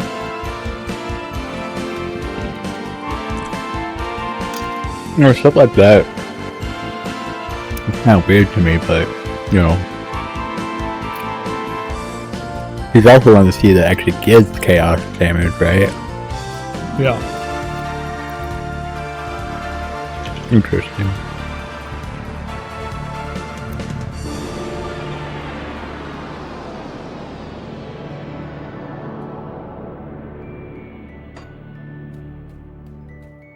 Yeah, even just for flavor, it's not. Yeah, see, that's the thing. It's just like there's stuff that can turn stuff into other, you know, more chaos-focused stuff. Yeah. Mhm. That's why I wanted to do a bit of research just in case. But wait, we didn't go on the Tyrant's Hill, but we did get a devotion point. Sorry, I was so busy talking, I forgot we actually got a devotion point because I need to slot it. I need to put it on the Blizzard. I kind of want to try it, see if it, I guess I'll just put it on Cold Snap for now. Hooray! What does Widow do? Oh, that's 83 damage. Interesting. Yeah, if I can crit with my attack, I'll do whatchamacallit.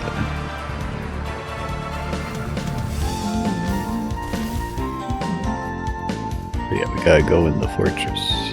We didn't do that. Cha cha cha cha cha. I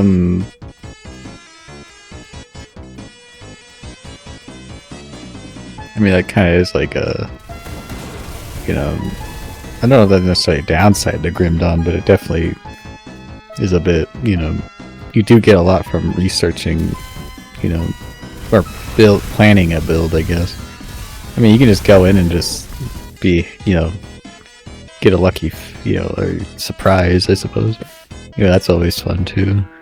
You just go in with an archetype or concept. As long as you hone to the archetype, you're fine, you know?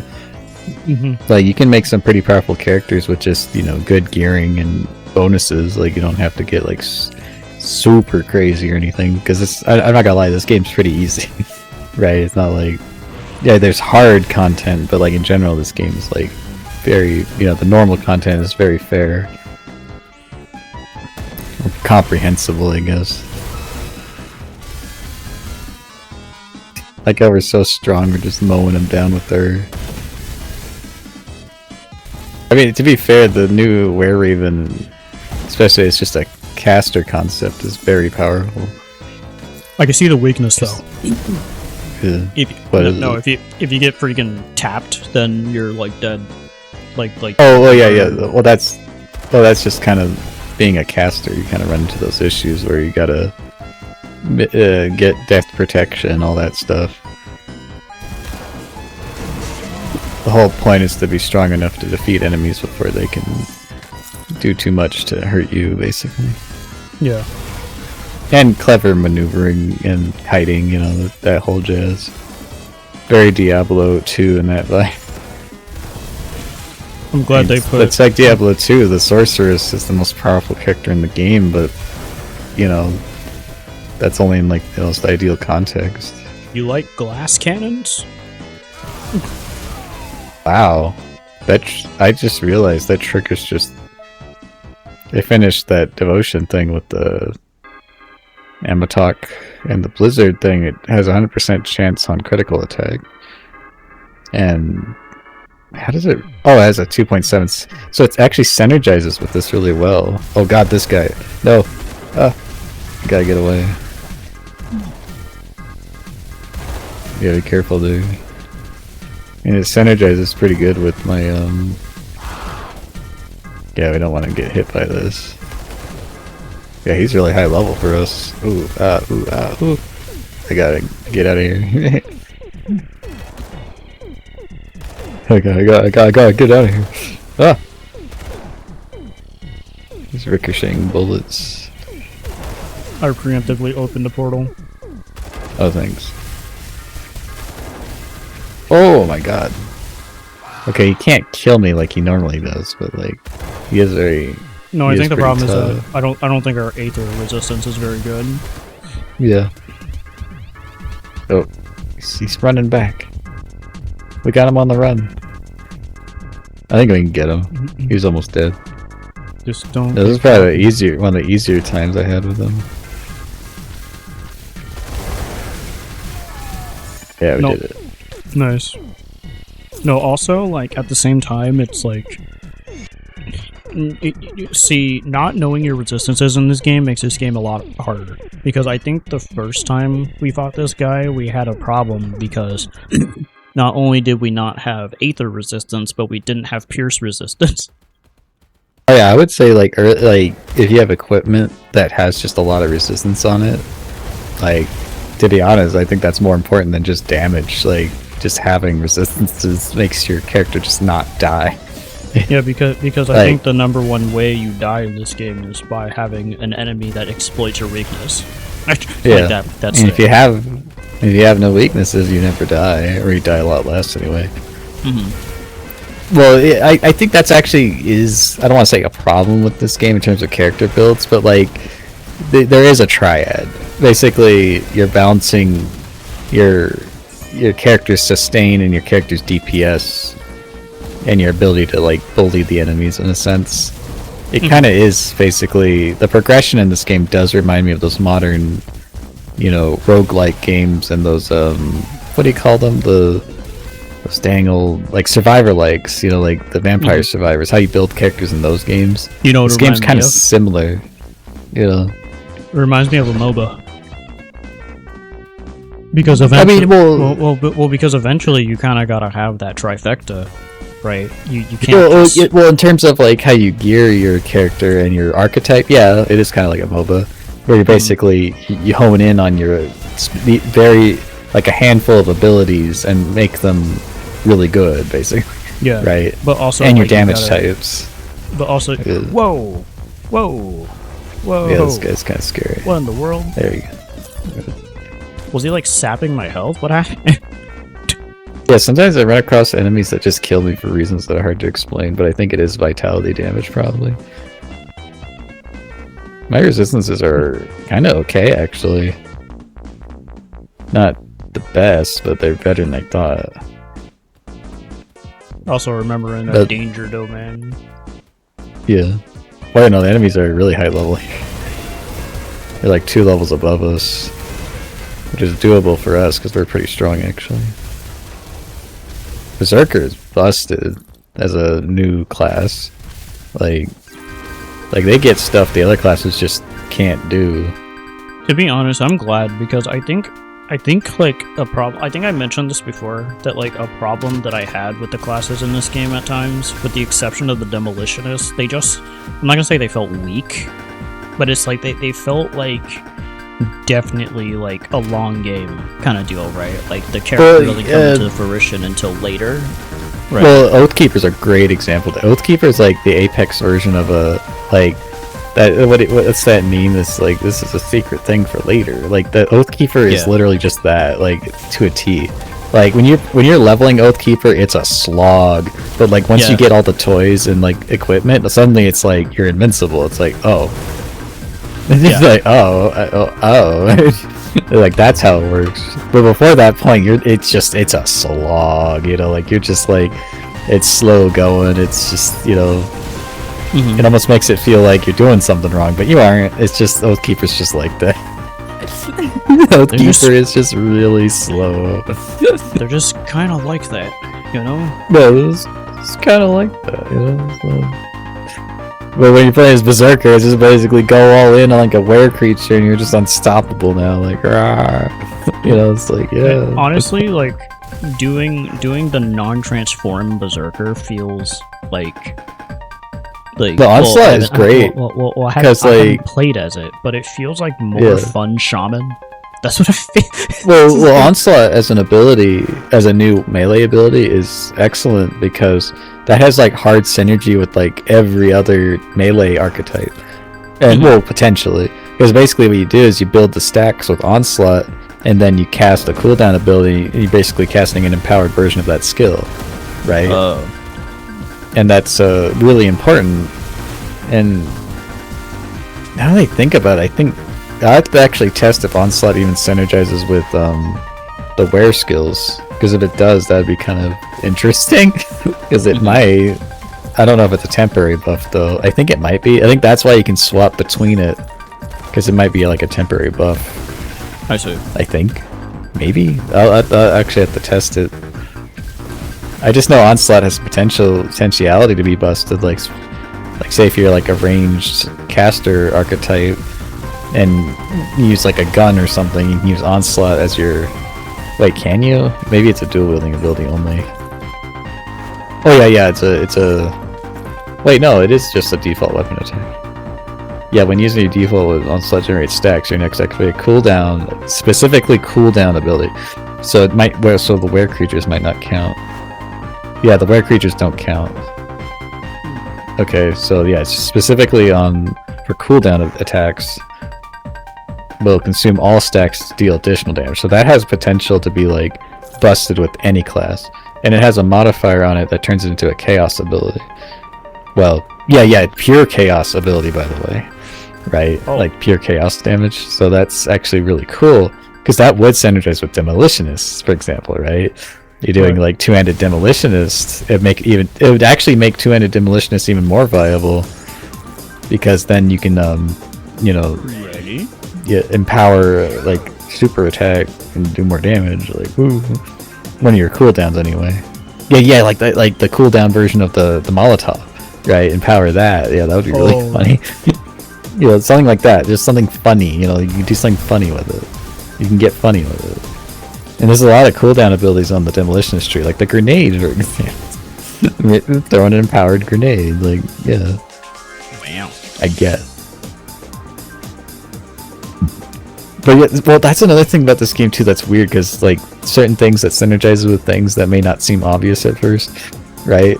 Like Demolitionist is a great example. Demolitionist kind of almost exists just to give you cooldown abilities for other classes, right? Yeah. And good example is the grenade. There's a lightning modifier for it, but that would be a great synergy with the shaman, for example. If you're a two-handed shaman, and you just chuck a lightning grenade and just like you got something you gotta. Wait, we didn't go inside the castle. I keep neglecting to go inside. We went around and did all that when have to go inside birds the like castle. to be outside. Yeah. We're just kind of going through the motions, it feels like. I love it. I played this game so much over the years. Oh, I forgot to level up.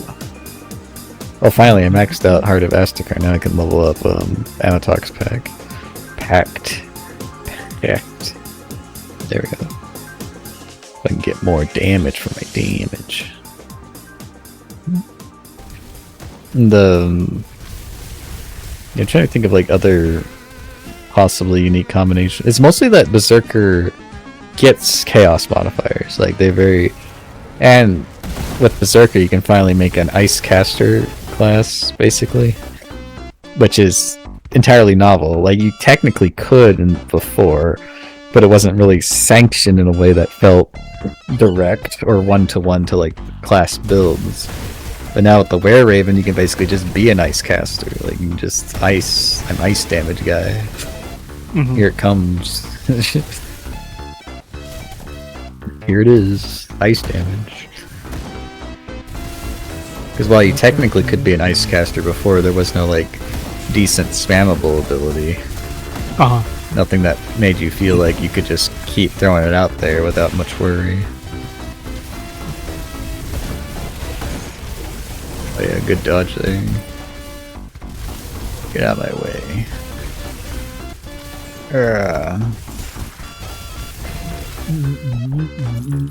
Yeah, that was actually kind of a weird thing that was missing from Grim Dawn for a while. It was just a way to be an actual like ice caster character. I guess technically you could be in some other ways, but nowhere near as direct as the Were-Raven is. I think also just a big thing that was missing was a class where you could transform into something. Yeah, I think the Werebeast, the werewolf or the Were-Raven, they're both especially the Were-Raven. I mean, I like the Werebeast, the werewolf. She's pretty cool. But I think the Were-Raven is definitely just cooler, I guess. More original. More Grim Dawn, Grim Dawn likes its birds and its dogs. Yeah. Oh yeah, bird and dog. I do think that is like, I know I kind of tolerate it, but I do think occultist summons being just a raven but also hellhound is, that is a bit, I kind of get the raven because like ravens. Yeah, the raven's like, cool. Yeah, if you the raven familiar is cool. If you want to LARP as that annoying guy from Baldur's Gate 3 that I hate that has the raven, yeah, basically. But like, it's a quest item in the world. Wonder who wants that. Please help. Oh, sorry. I'll save you. Someone's throwing meteors at me. I was like, what's going on? Help. Get out of my way. Yeah, there's some stuff like that. I found an axe. It's the memory of Wolfen Bloodbeard. Weird. A quest item, but I don't have the quest for it, so. Or maybe I do. Or I do now. Oh, I know what we missed. We missed the Bloodbriar. Whatever his name is. Oh, My favorite Briar Thorn, Briar, Rub Briar. Yeah, I mean, this does loop around, so we eventually find it anyway. Nimbus Sigil. Not bad for a metal, actually. It's cold damage, spirit percent, and offense. That's not bad, actually. Not bad at all.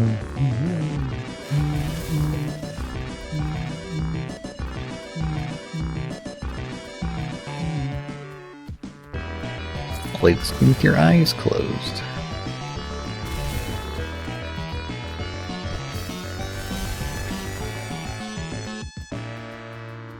Makes me wonder if they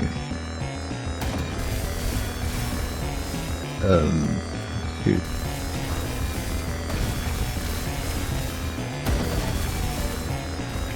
I like how to even get to the expansion content you have to actually like play the game.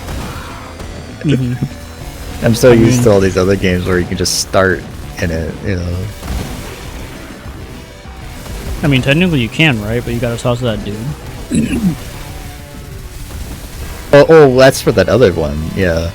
This one, though, I think we actually have to travel across the world a bit to get to it. Oh. I think. I actually... Maybe there is a guy that shows... I don't know. No, yeah, for the other thing, this... What's that expansion called? I forget. The one... You know, the green portal guy. Like, he shows up there, and then you can talk to him. He has a quest, and he's like... Hey, you're cool. We want to go to the weird desert where the ancients live, and you're like, yeah. And then he just teleports you. And that's, you know, whatever that expansion is called. I forget. The expansion is called Get a Chance. Yeah, get a chance.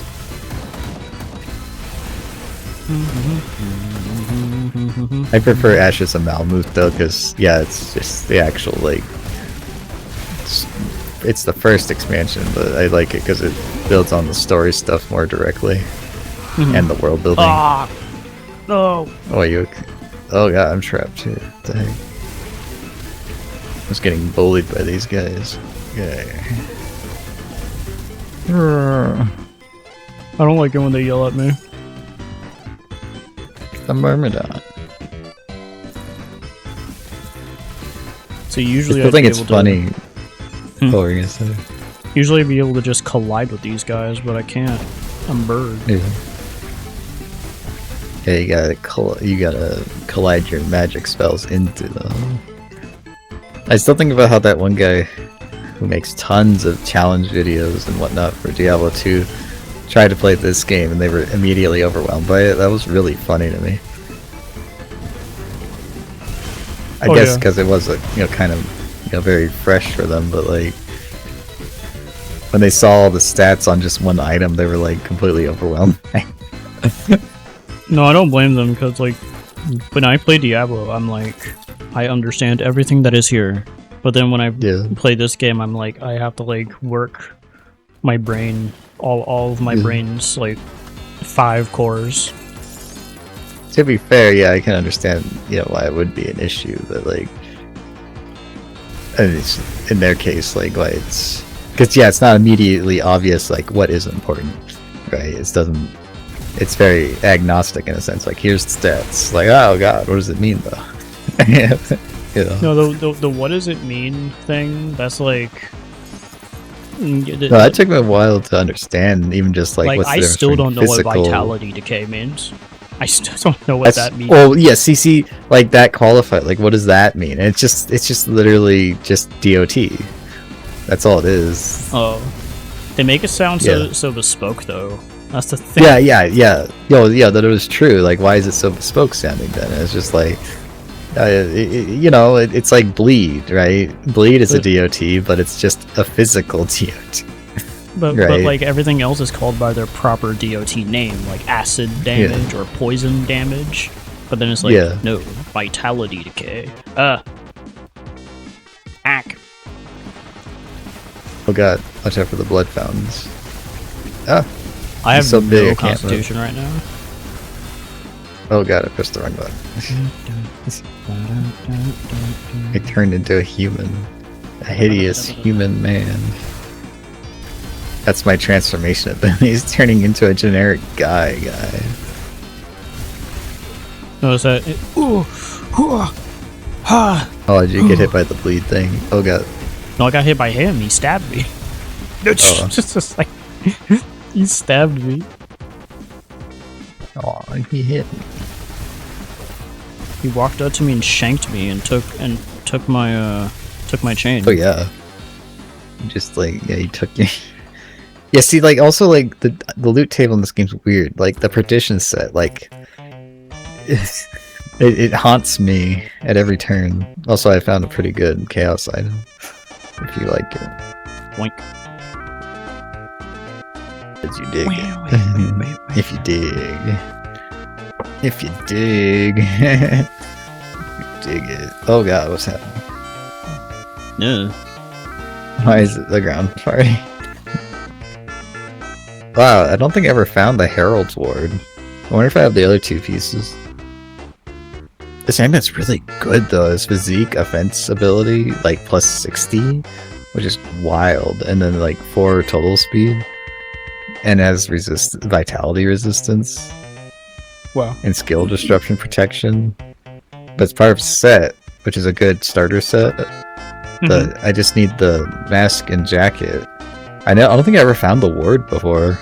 Maybe I can actually wear the full set now. Let me see if I have it in my inventory. Total spreed. You see, that's another thing is like I don't even know if that drop is rare. Double like, rare. The actual. Oh, what is it? Double rare. I would love a double rare like frost. It's doubly rare. Yeah, see, like I found Core of the Ancestor, which is a belt that has cold damage. A lot of cold damage, actually. I need to be level 45 to use it. Goodness. Achoo. What is this? I don't Wait, know. this is cold damage. Yeah, it's weaker than what I have, but it is pretty neat. That's when I say when I find loot that looks cool, but I can't use it. Let's get it. Angry bird sounds. Yeah.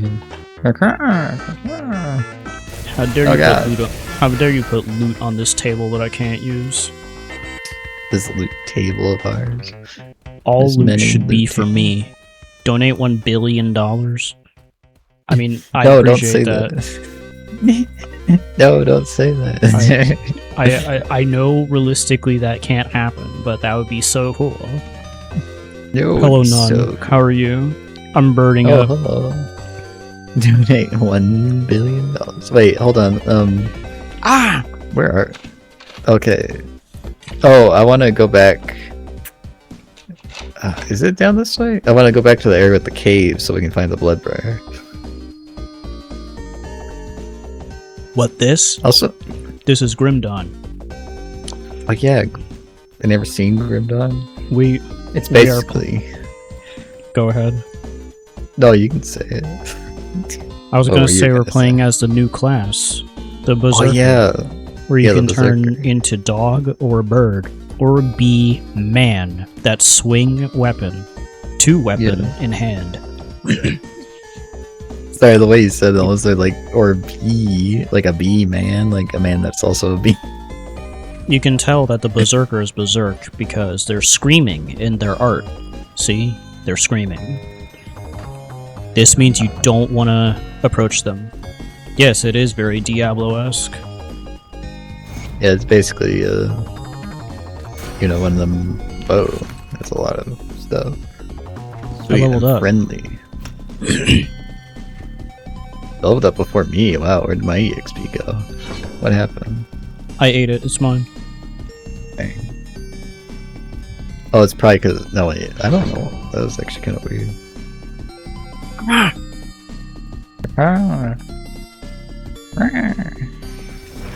Yeah, I want to go find the.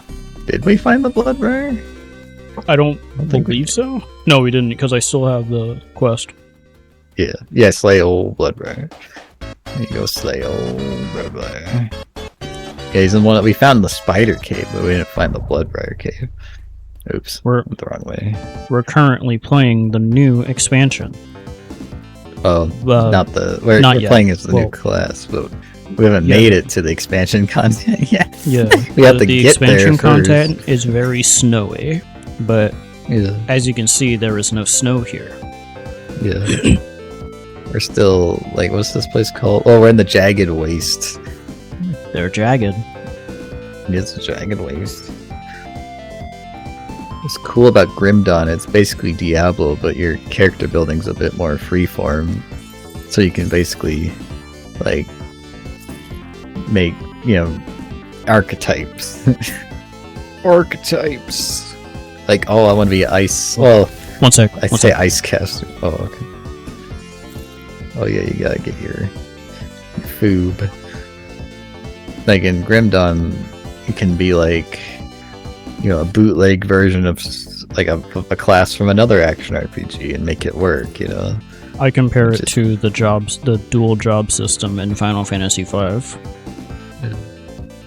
Yeah, basically you get to pick 2 specializations. I don't know what the game calls them. I forget. Does the game call them? They do call them classes, so whatever. I just call them jobs. 2 classes. Yeah, you pick 2 classes. Well, you start with 1 class, but did we go in this cave? Let's check. Let's find out. Oh, that's the Forgotten Depths. Yeah, that's not the right one. We already did it. Yeah, there's the other one's up here, I think, actually. It's the one that doesn't have an eyeball on it or whatever. So it must have been this one up here. The one that kept walking by.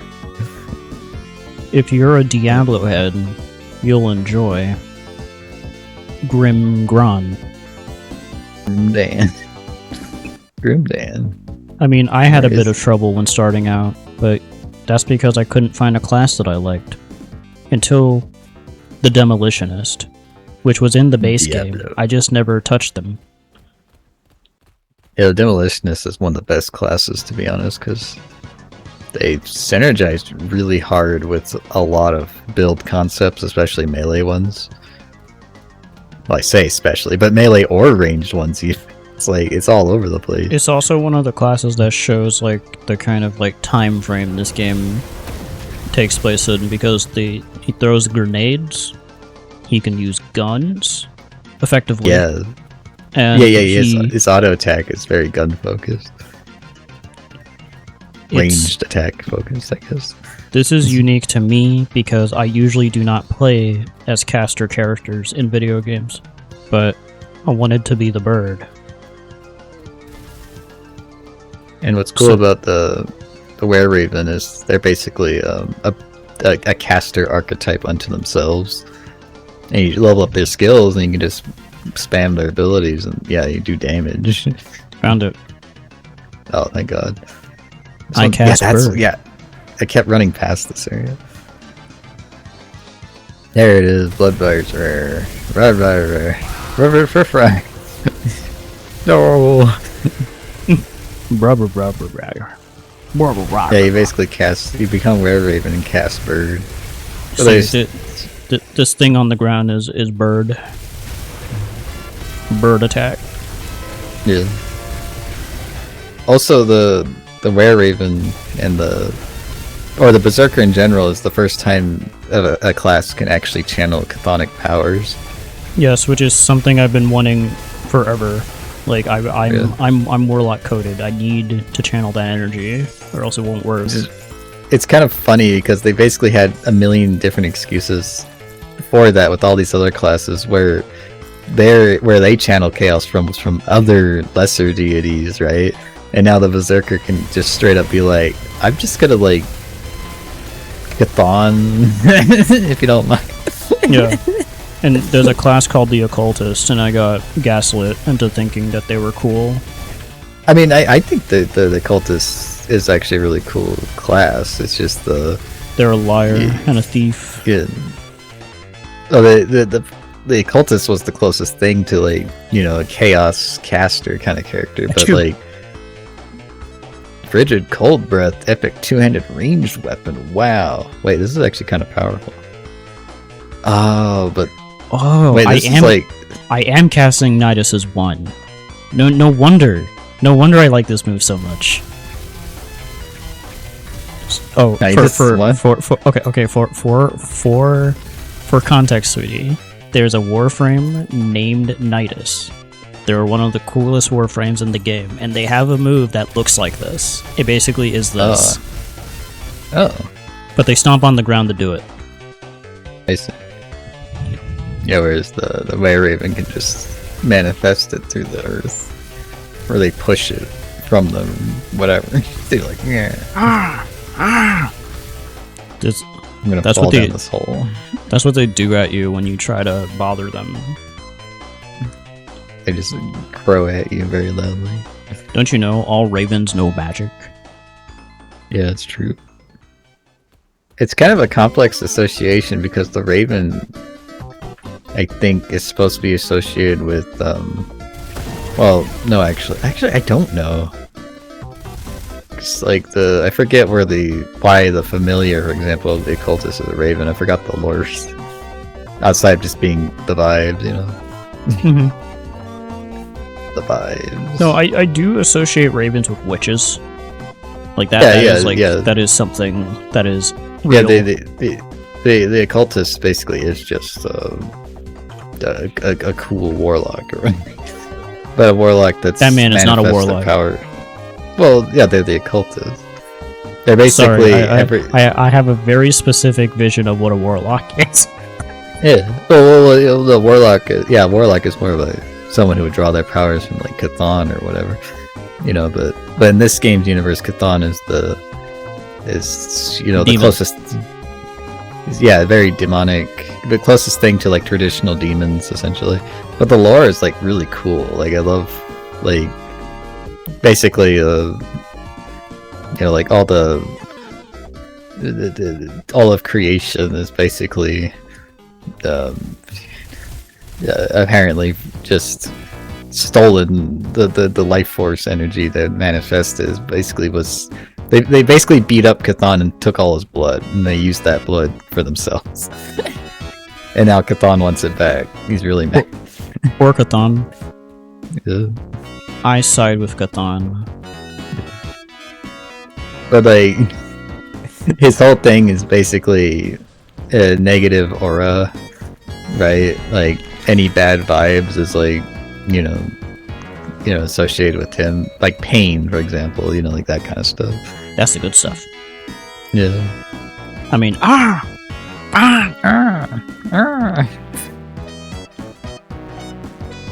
wasn't supposed to say the quiet part out loud. I do like the consistency of design though with chthonic power, because like the fact that the chthonic sorcerers you fight in this game, or the whatever they are, their hands glow, right? Oh yeah. And yeah, when your Rare Raven has the chaos modifier, their hands glow. It's just like, yeah, as you can see. That's so neat. That little attention to detail. Look at my pretty hands. It hurts.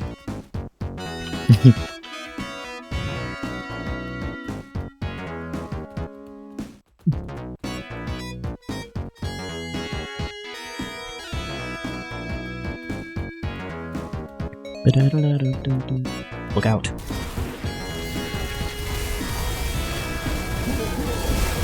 Yeah, I think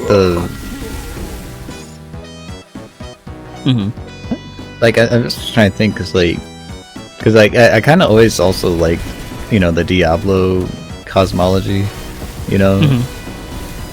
But I think Grim Dawn's is definitely more compelling, at least in terms of like, you know, at least to me anyway. Like I like both, but I think Grim Dawn's more the actual internal mechanics and logic of it. I think is more comprehensible in a sense. You know. Oh god, this more traditional kind of world building stuff, I guess. You know, I don't know how to describe it actually. Like I mean, the cosmology of Diablo is kind of flat in a sense, where it's just like, oh, angels, demons, humans, angel demons, and that's the cosmology. It's like, whereas Grim Dawn is like, well, the main things you're fighting against are these things that were created by these guys, but then they got sad, and just like it's like, and now you have to deal with it. And then apparently they were heralded by an event called the Grim Dawn, which was basically the apocalypse. And now we're living in a state of a world in the midst of what is the equivalent of Ragnarok. So it's just like, oh god. Also, this song that's playing. The Super Mario Brothers 2 first level theme. Oh. Wait, could you do me a favor and like I don't know if it would mess things up. Could you stream the audio player so I can hear it too? At least through Discord, I mean. Oh. Okay. Hold up. Oh, sorry. I just saw these jerks and I was like, I want to beat them up. Let me see if like... Oh yeah, there we go. Oh. Wait. I'll go back so I can hear it. Yeah, there you go. This is actually specifically the version from Smash Melee. It was in my Smash Melee folder, so... That's cool. I'm gonna be real, I don't even know where I got this stuff from. I just had it. I think I remember... No, I know it wasn't from you. Like Yeah. I've had it for forever. Oh, right, okay. That makes sense. No, you really like the Smash Melee soundtrack, though. I do, yeah. I like the Multi-Man Melee song, or whatever the heck that is. I don't know if I have that one. Maybe. It's so hype, though. These are the sounds of the Grim Dawn. This song. Yeah.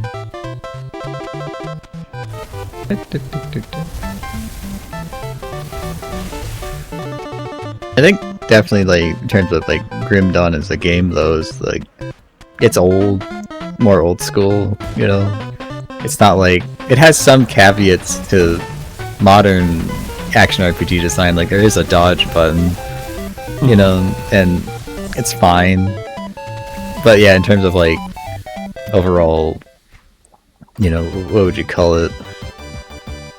The game feel is definitely not as like smooth as something like Diablo 4, but you can still use like traditional action RPG tactics like hiding, and it still feels fine. You know, I still like it. Yeah. No, I think my main issue was just like I couldn't find a class that I found really fun, or more so a class combo, because I wanted to. Or just that archetype you wanted to hone or whatever. Yeah. And that's actually something I do really like about Grim Dawn as an action RPG, is that there is an endpoint for your character, right? You don't have to like... There's none of that weird, tiny, incremental upgrade thing. There's actually like, oh, you can just make a perfect character. You can achieve enlightenment. Like, you don't have to like, you know, go halvesies on enlightenment. You can just actually achieve it. Right. You can basically make the best version of any character concept if you dig deep enough. It won't be the most powerful character, but you can make any character powerful if you like. Oh. Wait a minute. Holy cow, this is actually really good. What the heck? Less resistances, but man, that offense, wild. Oh, you completed that quest. Yeah, because I wanted to talk to him.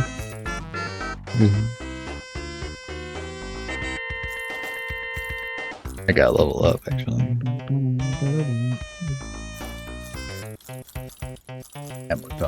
Okay.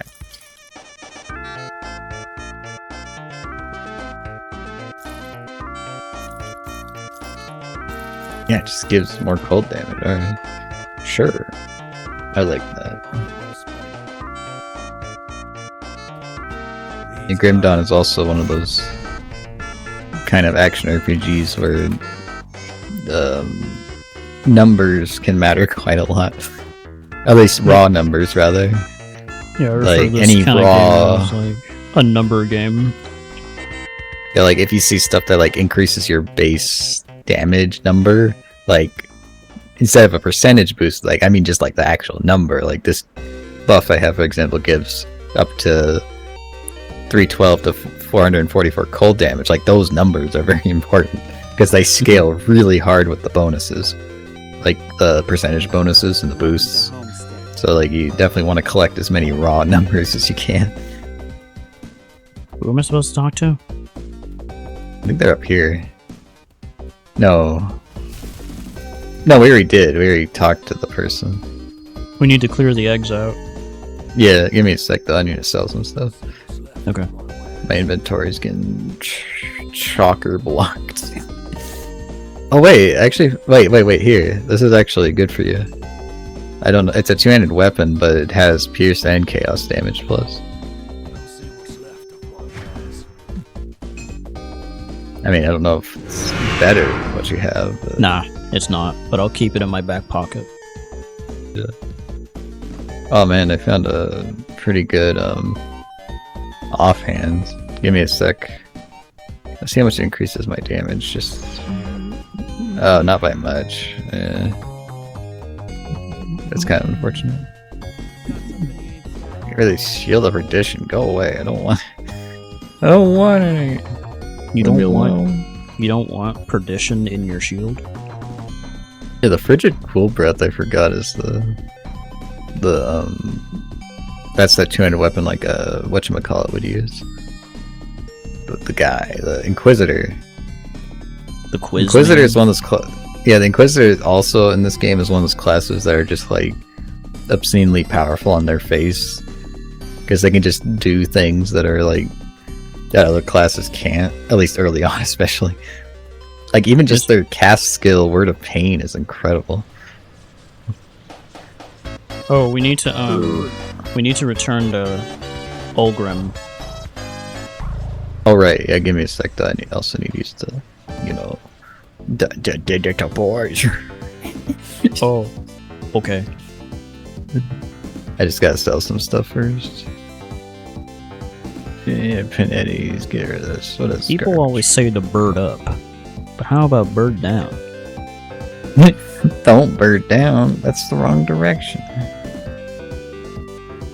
Some birds are flightless. I'll be right back. Ugh. 1 moment, please.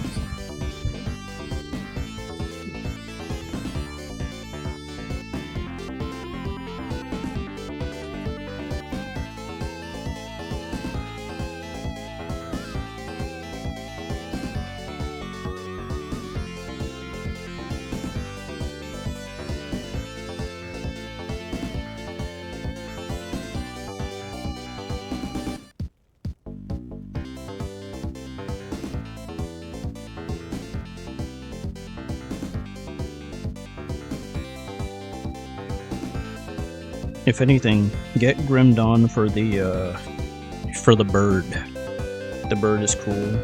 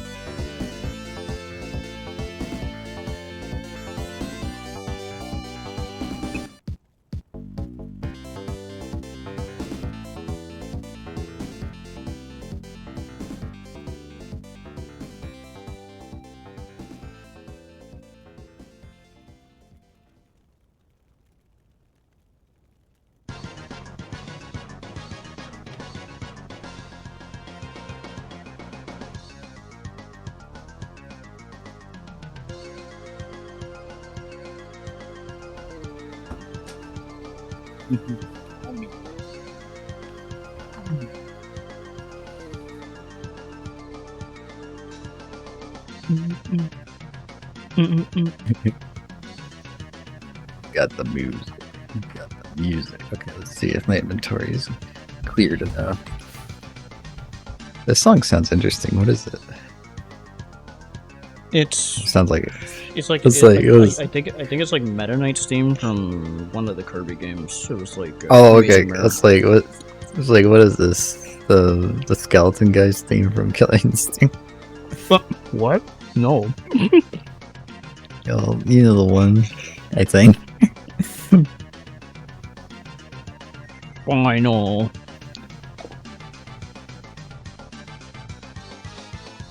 Let's see what I got here. Oh, I was collecting ice items.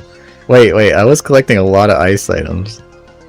Yeah, let's see if they actually added any berserker abilities to them. Let me see.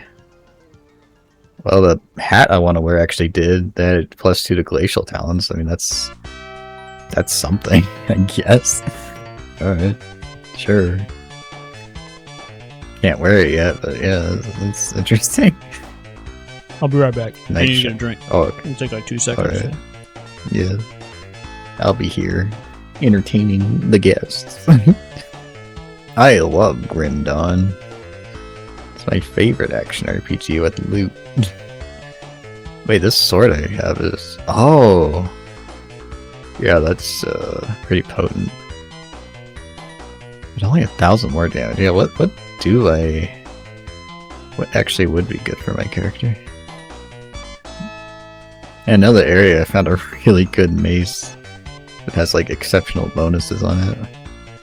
That's actually something that's really cool about Grim Dawn, is that for your at least archetype, you can find items that will serve you through multiple levels, much like Diablo 2, you know? That's actually something I really did like about Diablo 2, is you find a really good item in that game, it'll serve you for like a while.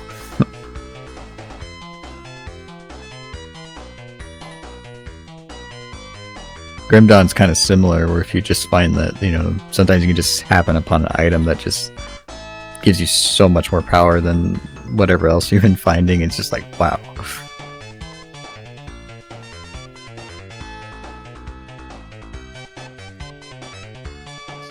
Oh, actually had... Huh. Interesting. Let's see. What else do I got? Trying to see if I have any... I have a whole bunch of items in my shared storage, so I'm just trying... Oh, wait, that's it. Okay. Welcome to Wario World. This is Green Hills. What? Oh, Green Hill Zone?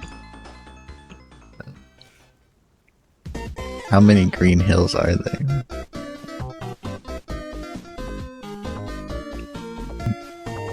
The Green Hill Zone. Don't make me actually start counting in my head. Counting. Oh, you're trying to remember how many there actually are. Uh-oh.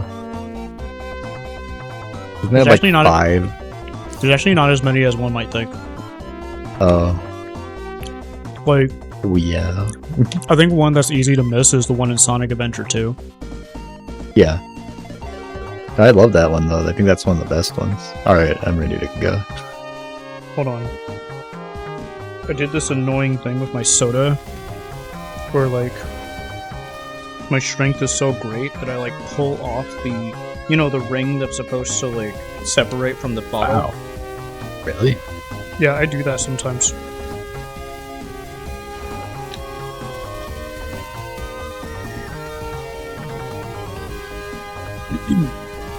You get like a weird amount of anxiety when you sit down a soda bottle without its cap on.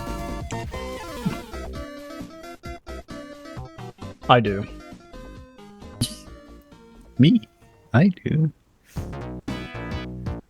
I want to try Ice Talons with, probably not the best idea, but...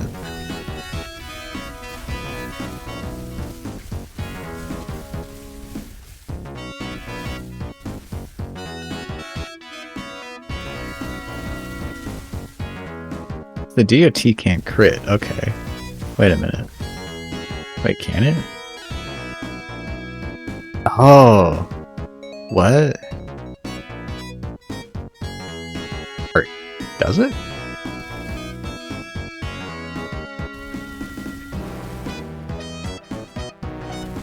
That's weird. What's that mean?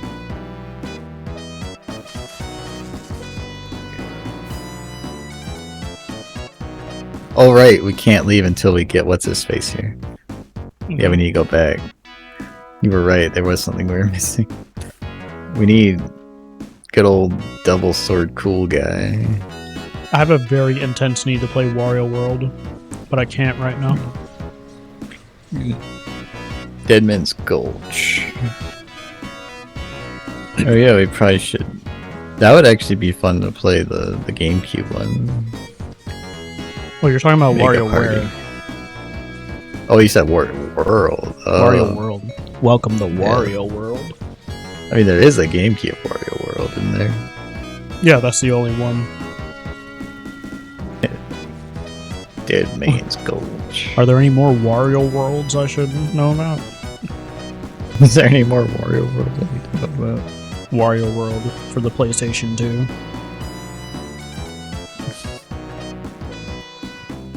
Hey, you need to come to Deadman's Gulch.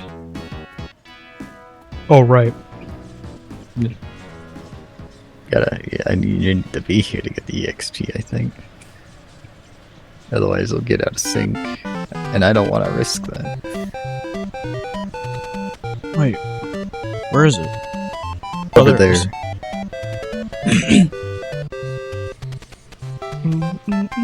Over there.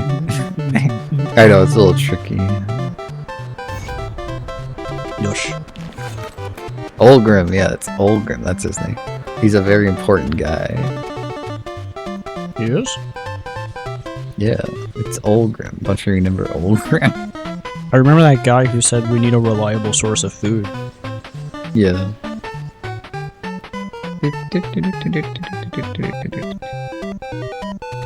Why is this song playing? Oh, we got it over here.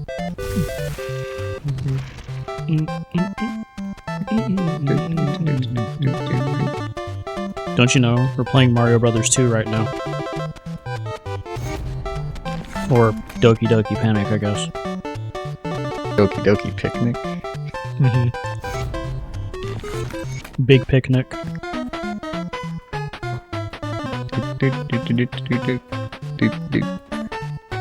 So you're about to come out here and pull some turnips out of the ground. I like this farmland. Yeah. It's beautiful. This is GBA Legend of Zelda. I mean Game Boy Legend of Zelda. Wow. No. Or no? No. Question mark. Wait. No, that was Super Mario Land. Really? Yes. I thought that was like the when you're underground in Link's Awakening or whatever. I'll have to check, because I feel you may be right, but that particular version was from Mario Land. Oh, okay. Wait, wasn't the Mario Land soundtrack made by the same person? Or am I misremembering? No, I think you might be right. I just like almost gaslit myself, because I was like, wait, is the version I have the one from Link's Yeah, I Awakening? don't know which one. Which one is it? I don't know. No, I need to check. I have to check.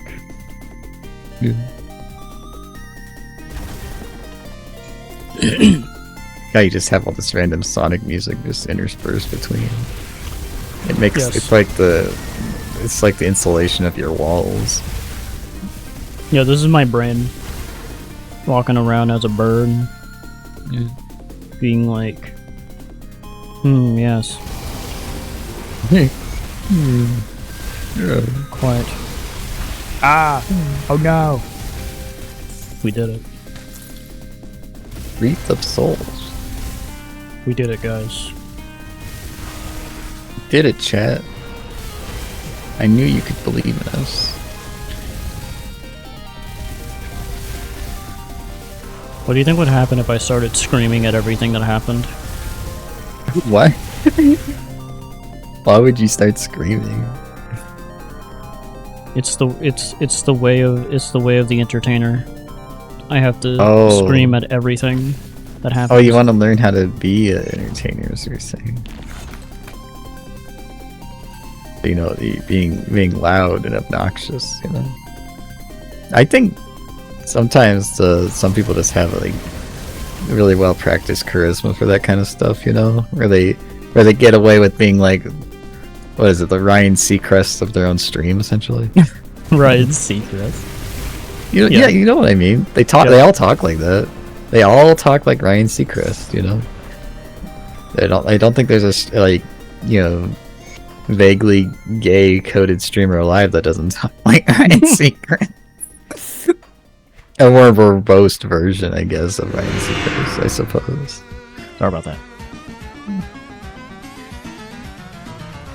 Okay, maybe I'm exaggerating, but you know what I mean. I think. But you know what I mean. I'm not I'm not a crested C. Yeah.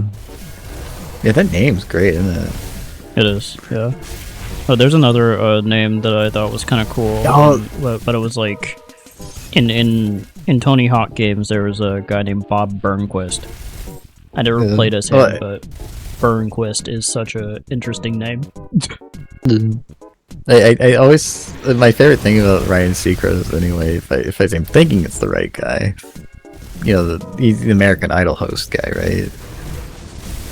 Yes. Right. Yes. Yeah. Yeah. And yeah, because I don't want to. Because God, it's been a while. But anyway, it wasn't even him in person, but like him being parodied on Robot Chicken is probably one of my favorite incarnations. Did he play himself? Or I don't know. I don't think he did, but like, I assume not. But like, what he said, his line was like, you know, like, you know, the Count Chocula or whatever was making fun of him for, you know, being a douche or whatever, and then he was like, haha, not when you're paid like me. You know. Or whatever. Yeah. You're just casually offhanded, you know, it's like, yeah, that checks out. Like, I think. Oh wow, Fire Emblem just. Or, No. no, this is Soul Calibur 2. It's like close, but not quite. Well, Fire Emblem kind of sounds like. I mean, this is like Nightmare Siegfried's theme. Yeah, this matches Grim Dawn's vibe pretty decently. But no, I don't think I have like the energy to like be like that all the time. I'm gonna be real with you. Like, there's some YouTubers I watch who talk about people who are just like on 11 all the time, and then they try to do it, and then they're like, I can't do that. Like that's like I. Yeah, can't. those some of those really like well watched, you know, streamers on Twitch. At least the ones I know of who are like in the furry sphere, like that one guy, like he's like always on, you know, like he doesn't turn off, right? But like you can tell, like, you know, when he just sounds like he's on, but he's actually just quite genuine, I think. Yeah. Because you can hear it when he gets genuinely annoyed, but he still has that professional, you know, charismatic cadence to him, even when he's annoyed, you know. No, as for me, I just feel like I just have a generally, like, I'm not gonna say flat tone, but I'm not a yeller. I guess I'm not a. Oh yeah. Your affect is more, you know, guy in a room affect, I guess. Yeah, but I'm a guy sitting in a room, and I'm like, yeah, I'm sitting in a room talking on a computer. What more do you want? What do you want from me? I'm just some random schmo. I'm just some dude who presses buttons sometimes.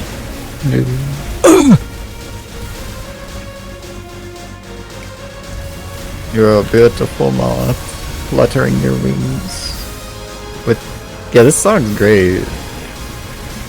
It's so good.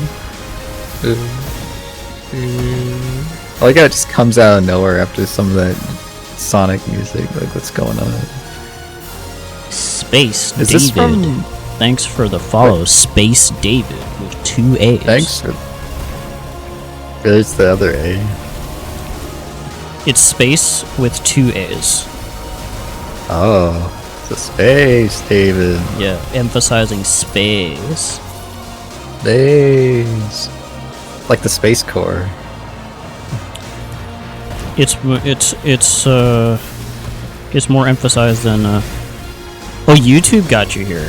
Cool. That means me uploading billions of shorts has bared fruit. The fruit has been born. Congratulations, you're a winner.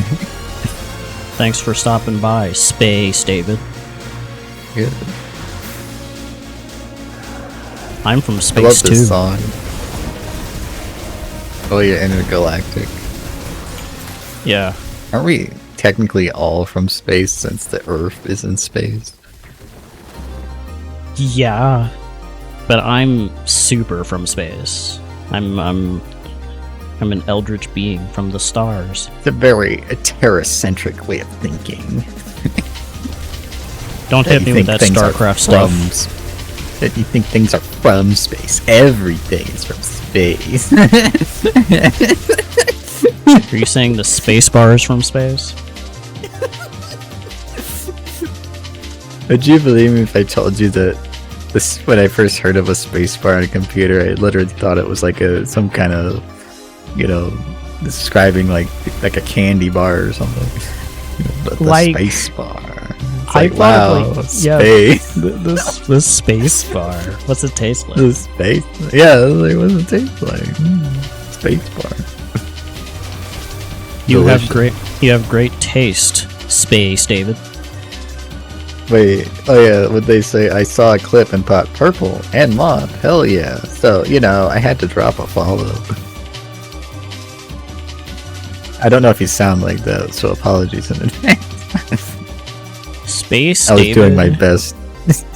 Space David sounds like some kind of protagonist of a video game. You know, like something akin to Jim Power or something. Yeah. Space David. What's your Space David! What's your weapon of choice, Space David? Maybe they prefer the pen, as it is mightier than the sword.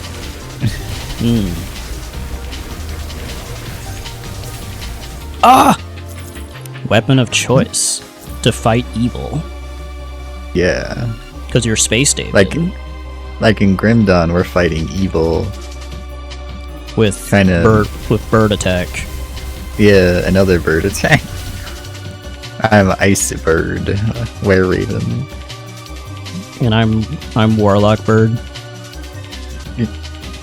What kinds of weapons? Depends on what kind. Swords or guns? Okay, what about is it? I mean, what if you were like a pirate and you had to have one of each? Oh, swashbuckling mode. Yeah. If you're the cool guy and you had one of each.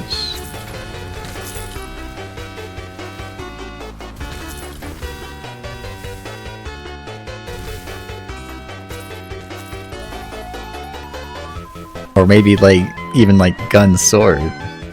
Wait, what version of Green Hill is this?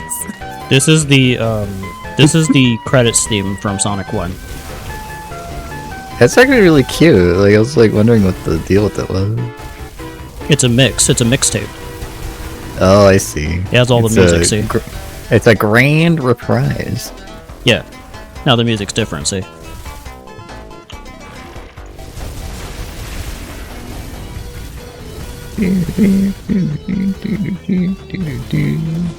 Yeah, it's like the DJ's just slamming out the hits. As you say goodbye to all the cool levels you traveled through, I guess. Exactly. Remember? This place was cool, right? Remember? Whenever a game does something like this, but also shows your moments through the game, I always wonder how they actually do it, in the code. Oh yeah. One of my favorite versions of that was always Phantasy Star Online. With the credits, it'd show maybe it was Phantasy Star Online? I forget which one, but they would show your character in the various locations, right? And yeah, I always wondered how they did that. How'd they know you were there? So Space David likes the cutlass. Oh yeah, what the Space David would be Space Pirate. Space Pirate David. Yeah. Now I'm thinking like Skies of Arcadia. Ooh. Yeah. Got that noise at the end there, that was a bit harsh, isn't it? It's always been that way. Wait, we can go in the hole. Let's go in the hole. hole. Let's go in the hole. There's more bugs in there to look at. Yeah, I gotta level up though. Then we can go in the hole. Go in the hole. There, no, that's... Wait, do you know what these are? What? Fairy circles.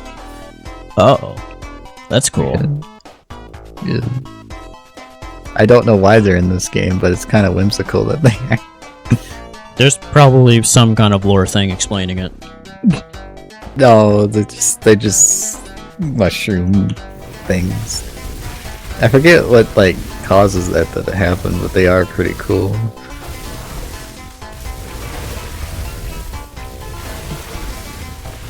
Fairy circles. Honestly, when it comes to like, you know, swords or guns, I only mentioned the pirate style, the sword and gun, because I always thought that was cool, honestly. Just like gun and sword. I think what's funny is that technically, like, I guess warlocks in the way that Baldur's Gate does them is kind of like swashbuckler style. If you count the warlock blast as a gun, technically. Yeah, no, it is pretty much that to an extent, at least mechanically speaking. Yeah. Same idea. Like, though whenever I played warlocks in a D&D sense, I always like maximizing the warlock blast or just the warlock spells, because I mean, there's not much, because you're kind of supposed to mix with actual weapons and whatnot. But I always like trying to just maximize the effect of the warlock blast. Yeah. It's like fun modifiers like Warlock Chain or whatever. I mean, the Warlock Blast is like, you're kind of supposed to, at least to me, you're kind of supposed to engage with that anyway. Like, you see them. Oh, Warlock Blast is great. Yeah, the Warlock Blast is. The Warlock Blast just feels like more like a. You know. It's really funny in retrospect. Like, the gifts you get for being a Warlock and the sacrifices required to be one. It's mechanically speaking isn't even a fair trade, you know, like it's really funny that's the case, but like what you're basically like, if you're just like stripping it out of context and whatever, you're basically trading your soul just so you can cast magic missile unlimited times, and yeah that's kind of cool, but like if you strip it like that, it just sounds kind of dumb. Yeah. No, it's all flavor, right? Like it's just like it's just flavor. Do you want to be locked to a pact forever? You sell your soul just so you can cast magic missile unlimited times. Like, yeah, it's great. It's wonderful. Best decision of my life. Yeah, sure. I'll sign this paper. This inconspicuous paper.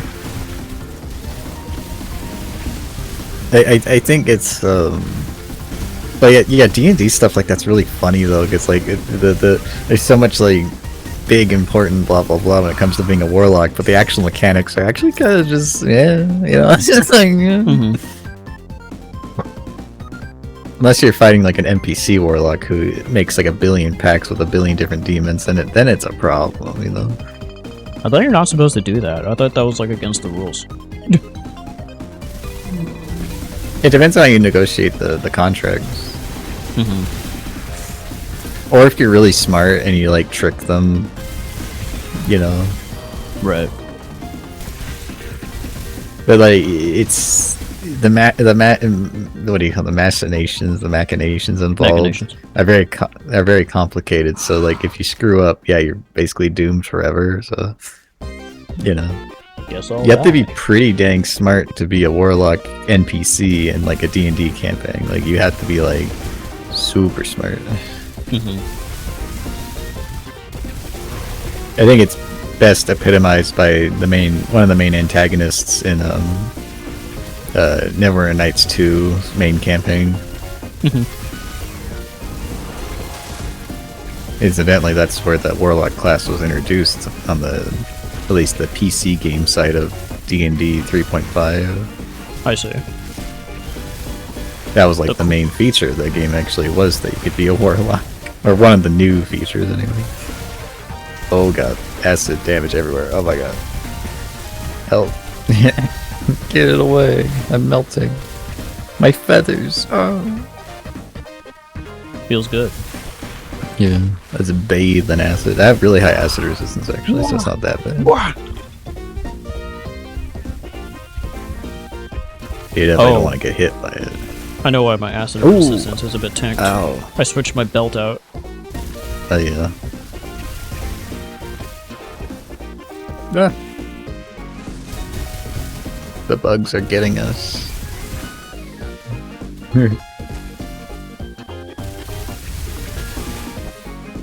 I don't know if they, retuned the enemies a bit, or at least the bosses, but they definitely seem pretty strong, even though I'm actually pretty strong too.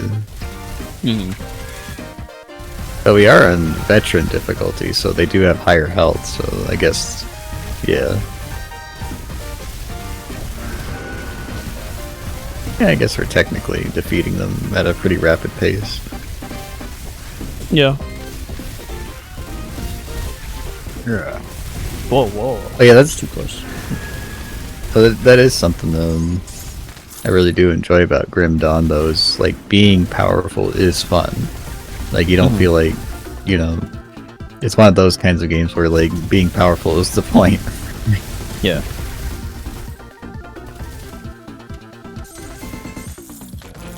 Then you can just do everything a lot easier.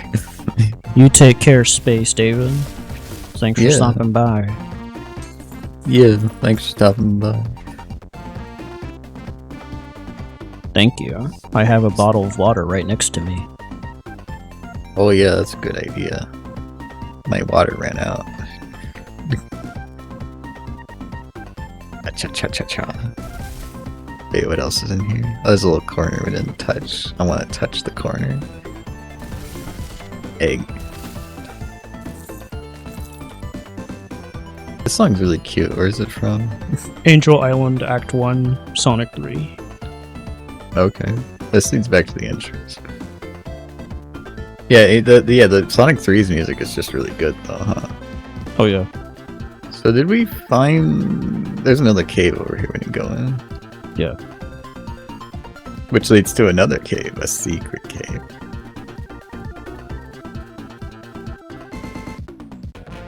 I like how there is like a kind of secret cave in here. It's very like Dark Souls-y kind of vibes. The dankest of souls. Watch out. I guess it's not a big secret or anything, but it feels nice to find every time though. We've only traveled through these caves 1,000,000 times. At least we're like different characters every single time. Yeah. 41. Like as my melee build characters, this item they drop, the rings, the Goals ring, or whatever it's called. Goalless ring? I don't know, whatever. It's a good ring for like Oath Keepers and stuff, like other characters.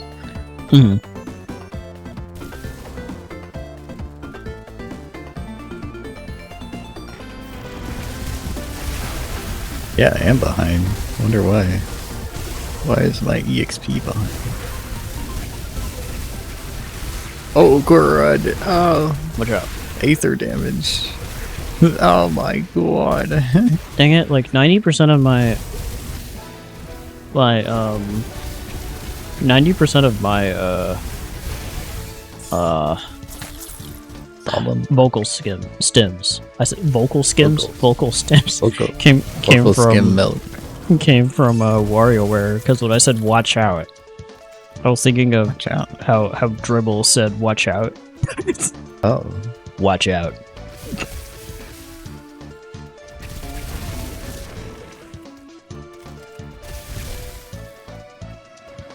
Hey, where'd my damage go? Was it because of you? Oh, I pressed the wrong button. Oops. Okay. Never mind. It's like, where'd all my damage go? I accidentally switched to a different weapon without realizing. Huzzah. Pierce weapons. Interesting.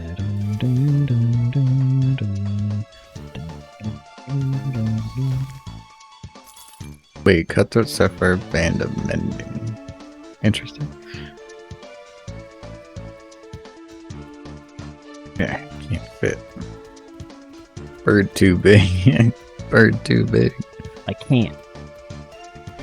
Wait, is there another room then? Because I thought there were two, yeah. yeah. Guess this one had the boss in it. Whereas the other one has the secret room. The secret room. Secret. Secret. Secret activated. I love this game's secrets. Because the world is a built world, so finding them, you know, it's like a part of the path or whatever. I sure hope we find a soul sphere. Soul sphere. You mean like from Doom? Yes. In the secret room. Find the soul sphere in the secret room. And then you lose all of that health later. Yeah.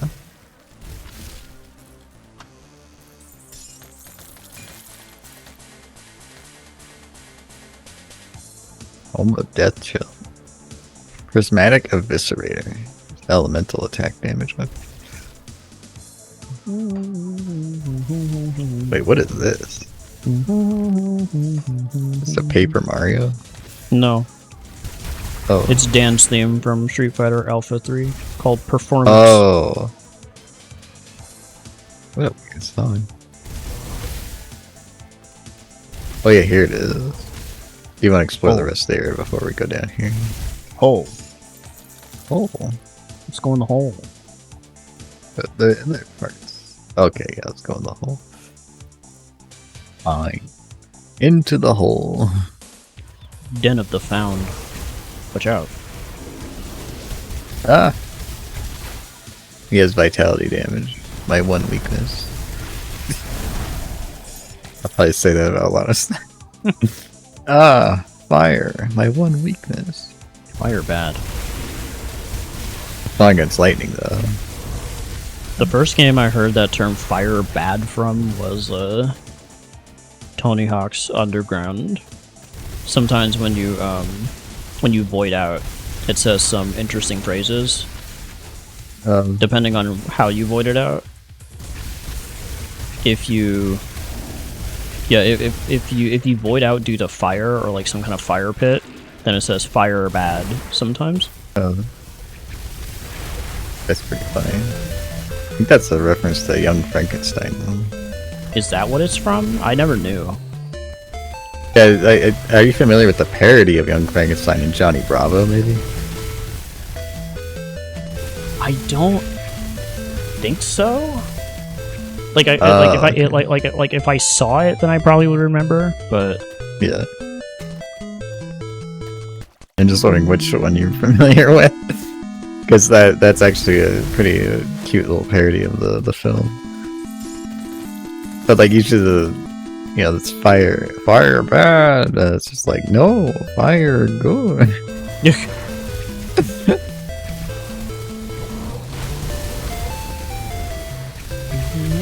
There's even a thingy down here.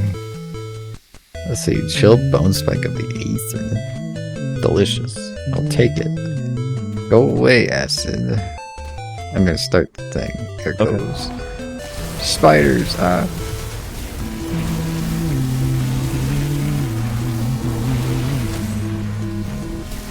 Hey, double rare. Well, I gotta get wait it. for the... I'm not touching that. Let's see how much inventory. Oh, yeah, I'm running out of room. Get ready. Get ready. Whoa.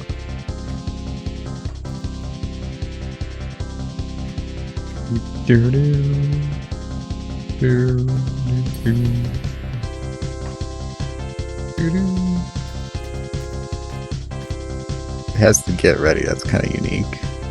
Where's it from? I don't know actually.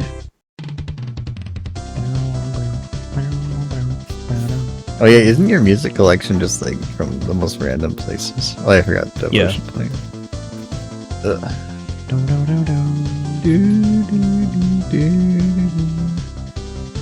Honestly, Finally, not I can get honestly to not Red. not having the Space Harrier in Sonic and All Stars Racing Transformed was like a huge missed opportunity in my opinion, Oh yeah. or like any racing game. Purple. Yeah, I can put the Harpy next. Cool. No, you're right. Like, why Sega? Why do you do this? Or lack of why do this? Why or any didn't you do this? or any Phantasy Star character at all. No, that's Sega's treatment of like Phantasy Star early years is that's like a whole like can of worms. such a mess. Like God, because it always brings up like the question, like why though? You know, like if like every time they like I still can't get over like every time they reference older Phantasy Star games in the like the online games, whether it's Phantasy Star Online 2 or the original Phantasy Star Online, it's always the second game or the third game. Yep. And that's it. That's it. That's like, I get the second, but why the third? You know, like, Generations of Doom. Yeah, Generations of Doom, you know. And you know what? I know why. I know why. The real reason is because the Phantasy Star 3, one of the endings, is basically directly tied canonically to Phantasy Star Online. The first game, first online game anyway. I never knew that. Yeah. But specifically because of one of the endings. Well, I guess the game in general, given because basically, you know, I don't even know if it's like much of a spoiler these days, but like, you know, because whatever the main twist, air quotes, in Phantasy Star 3 follows up in Phantasy Star Online. That's basically what happened to the place. Those are the ruins. Oh, okay. Right. Yeah. Even the remember that big, giant, tall guy you fight in Phantasy Star Online 2? Yes. That's literally the same design as Dark Falls and Phantasy Star 3. Oh. You know what I mean? Like, yeah, what? Really? Like, they went that deep? Like, wow. They even just straight up used the song from the final boss, Death Place, in Phantasy Star Online 2 at some point. Oh. I forgot which Well, boss it was. It's kind of frustrating because it's not like the thematics are incorrect. Yeah. Right? But like, I think it's more that like Phantasy Star 4 is just a really good game, and the fact that they don't more directly reference it in ways feels kind of weird. And it always will feel weird that they don't. Like, they just pretend that game, I don't want to say they pretend it doesn't exist, but it feels like they do.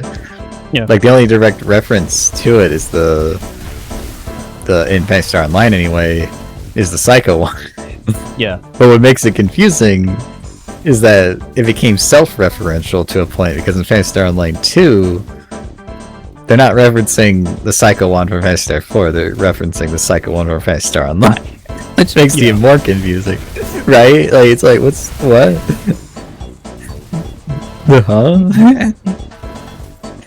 You can't even say like Ren's a reference to 4 because Ren is like a recurring character. Like he's just, in 3. Yeah. He's in 3. He's the best character in 3, but yeah, you know. He's basically the Terminator, except, you know, like Terminator 2 Terminator. Right? Right. He's a really cool character. Like, he's there, he shows up with a shotgun and he just destroys everything for you. And he's always there. I'm not even going to elaborate on the total erasure of the Motavians. Yeah, that was. I think the fact that they even show up in 4 is really cool, though. Well, Like, well, that's the actually playable probably one of the character coolest. Grizz, my Yeah. favorite guy. Yeah, I no, love him. Grizz. No, I think that's the direction Phantasy Star Games should have stuck more towards. Is more alien races. Just do it. Like, come on. Mhm. Like, why not go that direction? That was like the coolest part of Phantasy Star 4 was that the acknowledgement that like other critters existed. You know, I and they submitted tried. I submitted the best design for that Rappy contest. Motavian Yeah. Rappy. It would have been great, but no. Yeah. Oh, I mean, I don't even know what the criteria was, but it was very creative, you know. I wanted it I so liked bad. it. Yeah. I'm glad you liked it. No, that's another thing too. Guess where the Rappies came from? 3. Yep. That's where they came from. And that's probably how they ended up in Phantasy Star Online, because they came from Phantasy Star 3, like, probably literally. Wait, is Motavian Erasure even like the correct term? It's... I think it's a more just, like, classic Phantasy Star Erasure, in a sense. You know? Because, like, the Motavians existed in, the first game, right? But they're more like just they're more No, they were in basically the- just Jawas, you know? Like this Yeah, Jawas. No, like they appeared in the first game, and like in the fourth game, it was just like, oh, you can like have a bigger peek into their lifestyle, right? Yeah, no, it's really cute.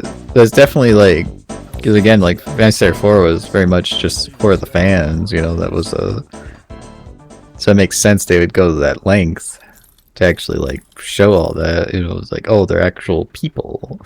They have village, they have family, right? And I love that. Like, I thought that was really cool, though. I mean, you probably, yeah, you know. It's so good. What's going on? Oh god, there's like a huge gap of silence in this version of this song. Wow.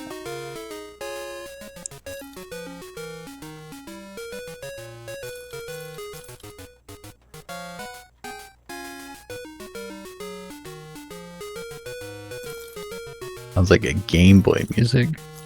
It is, but what is it exactly? Do you know? Sounds like Pokemon. It is. Pokemon. But which Pokemon? Pokemon Yeller. It's Pokemon Pinball. Yeah, I would never guess that because I never played that game. But that is actually really cool, though. I didn't know the music was very actually Pokemon inspired like that. That's actually kind of cool. Yeah. Stalwart crest. Cunning. Golas ring with the cold damage. Oh, it has pierce resist though. Oh, but it kind of sucks.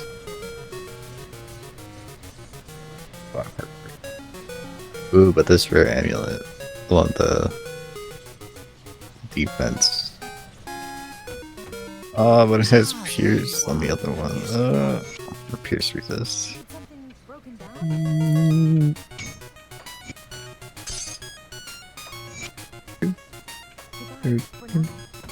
I do think this is an okay place to stop for the stream, though.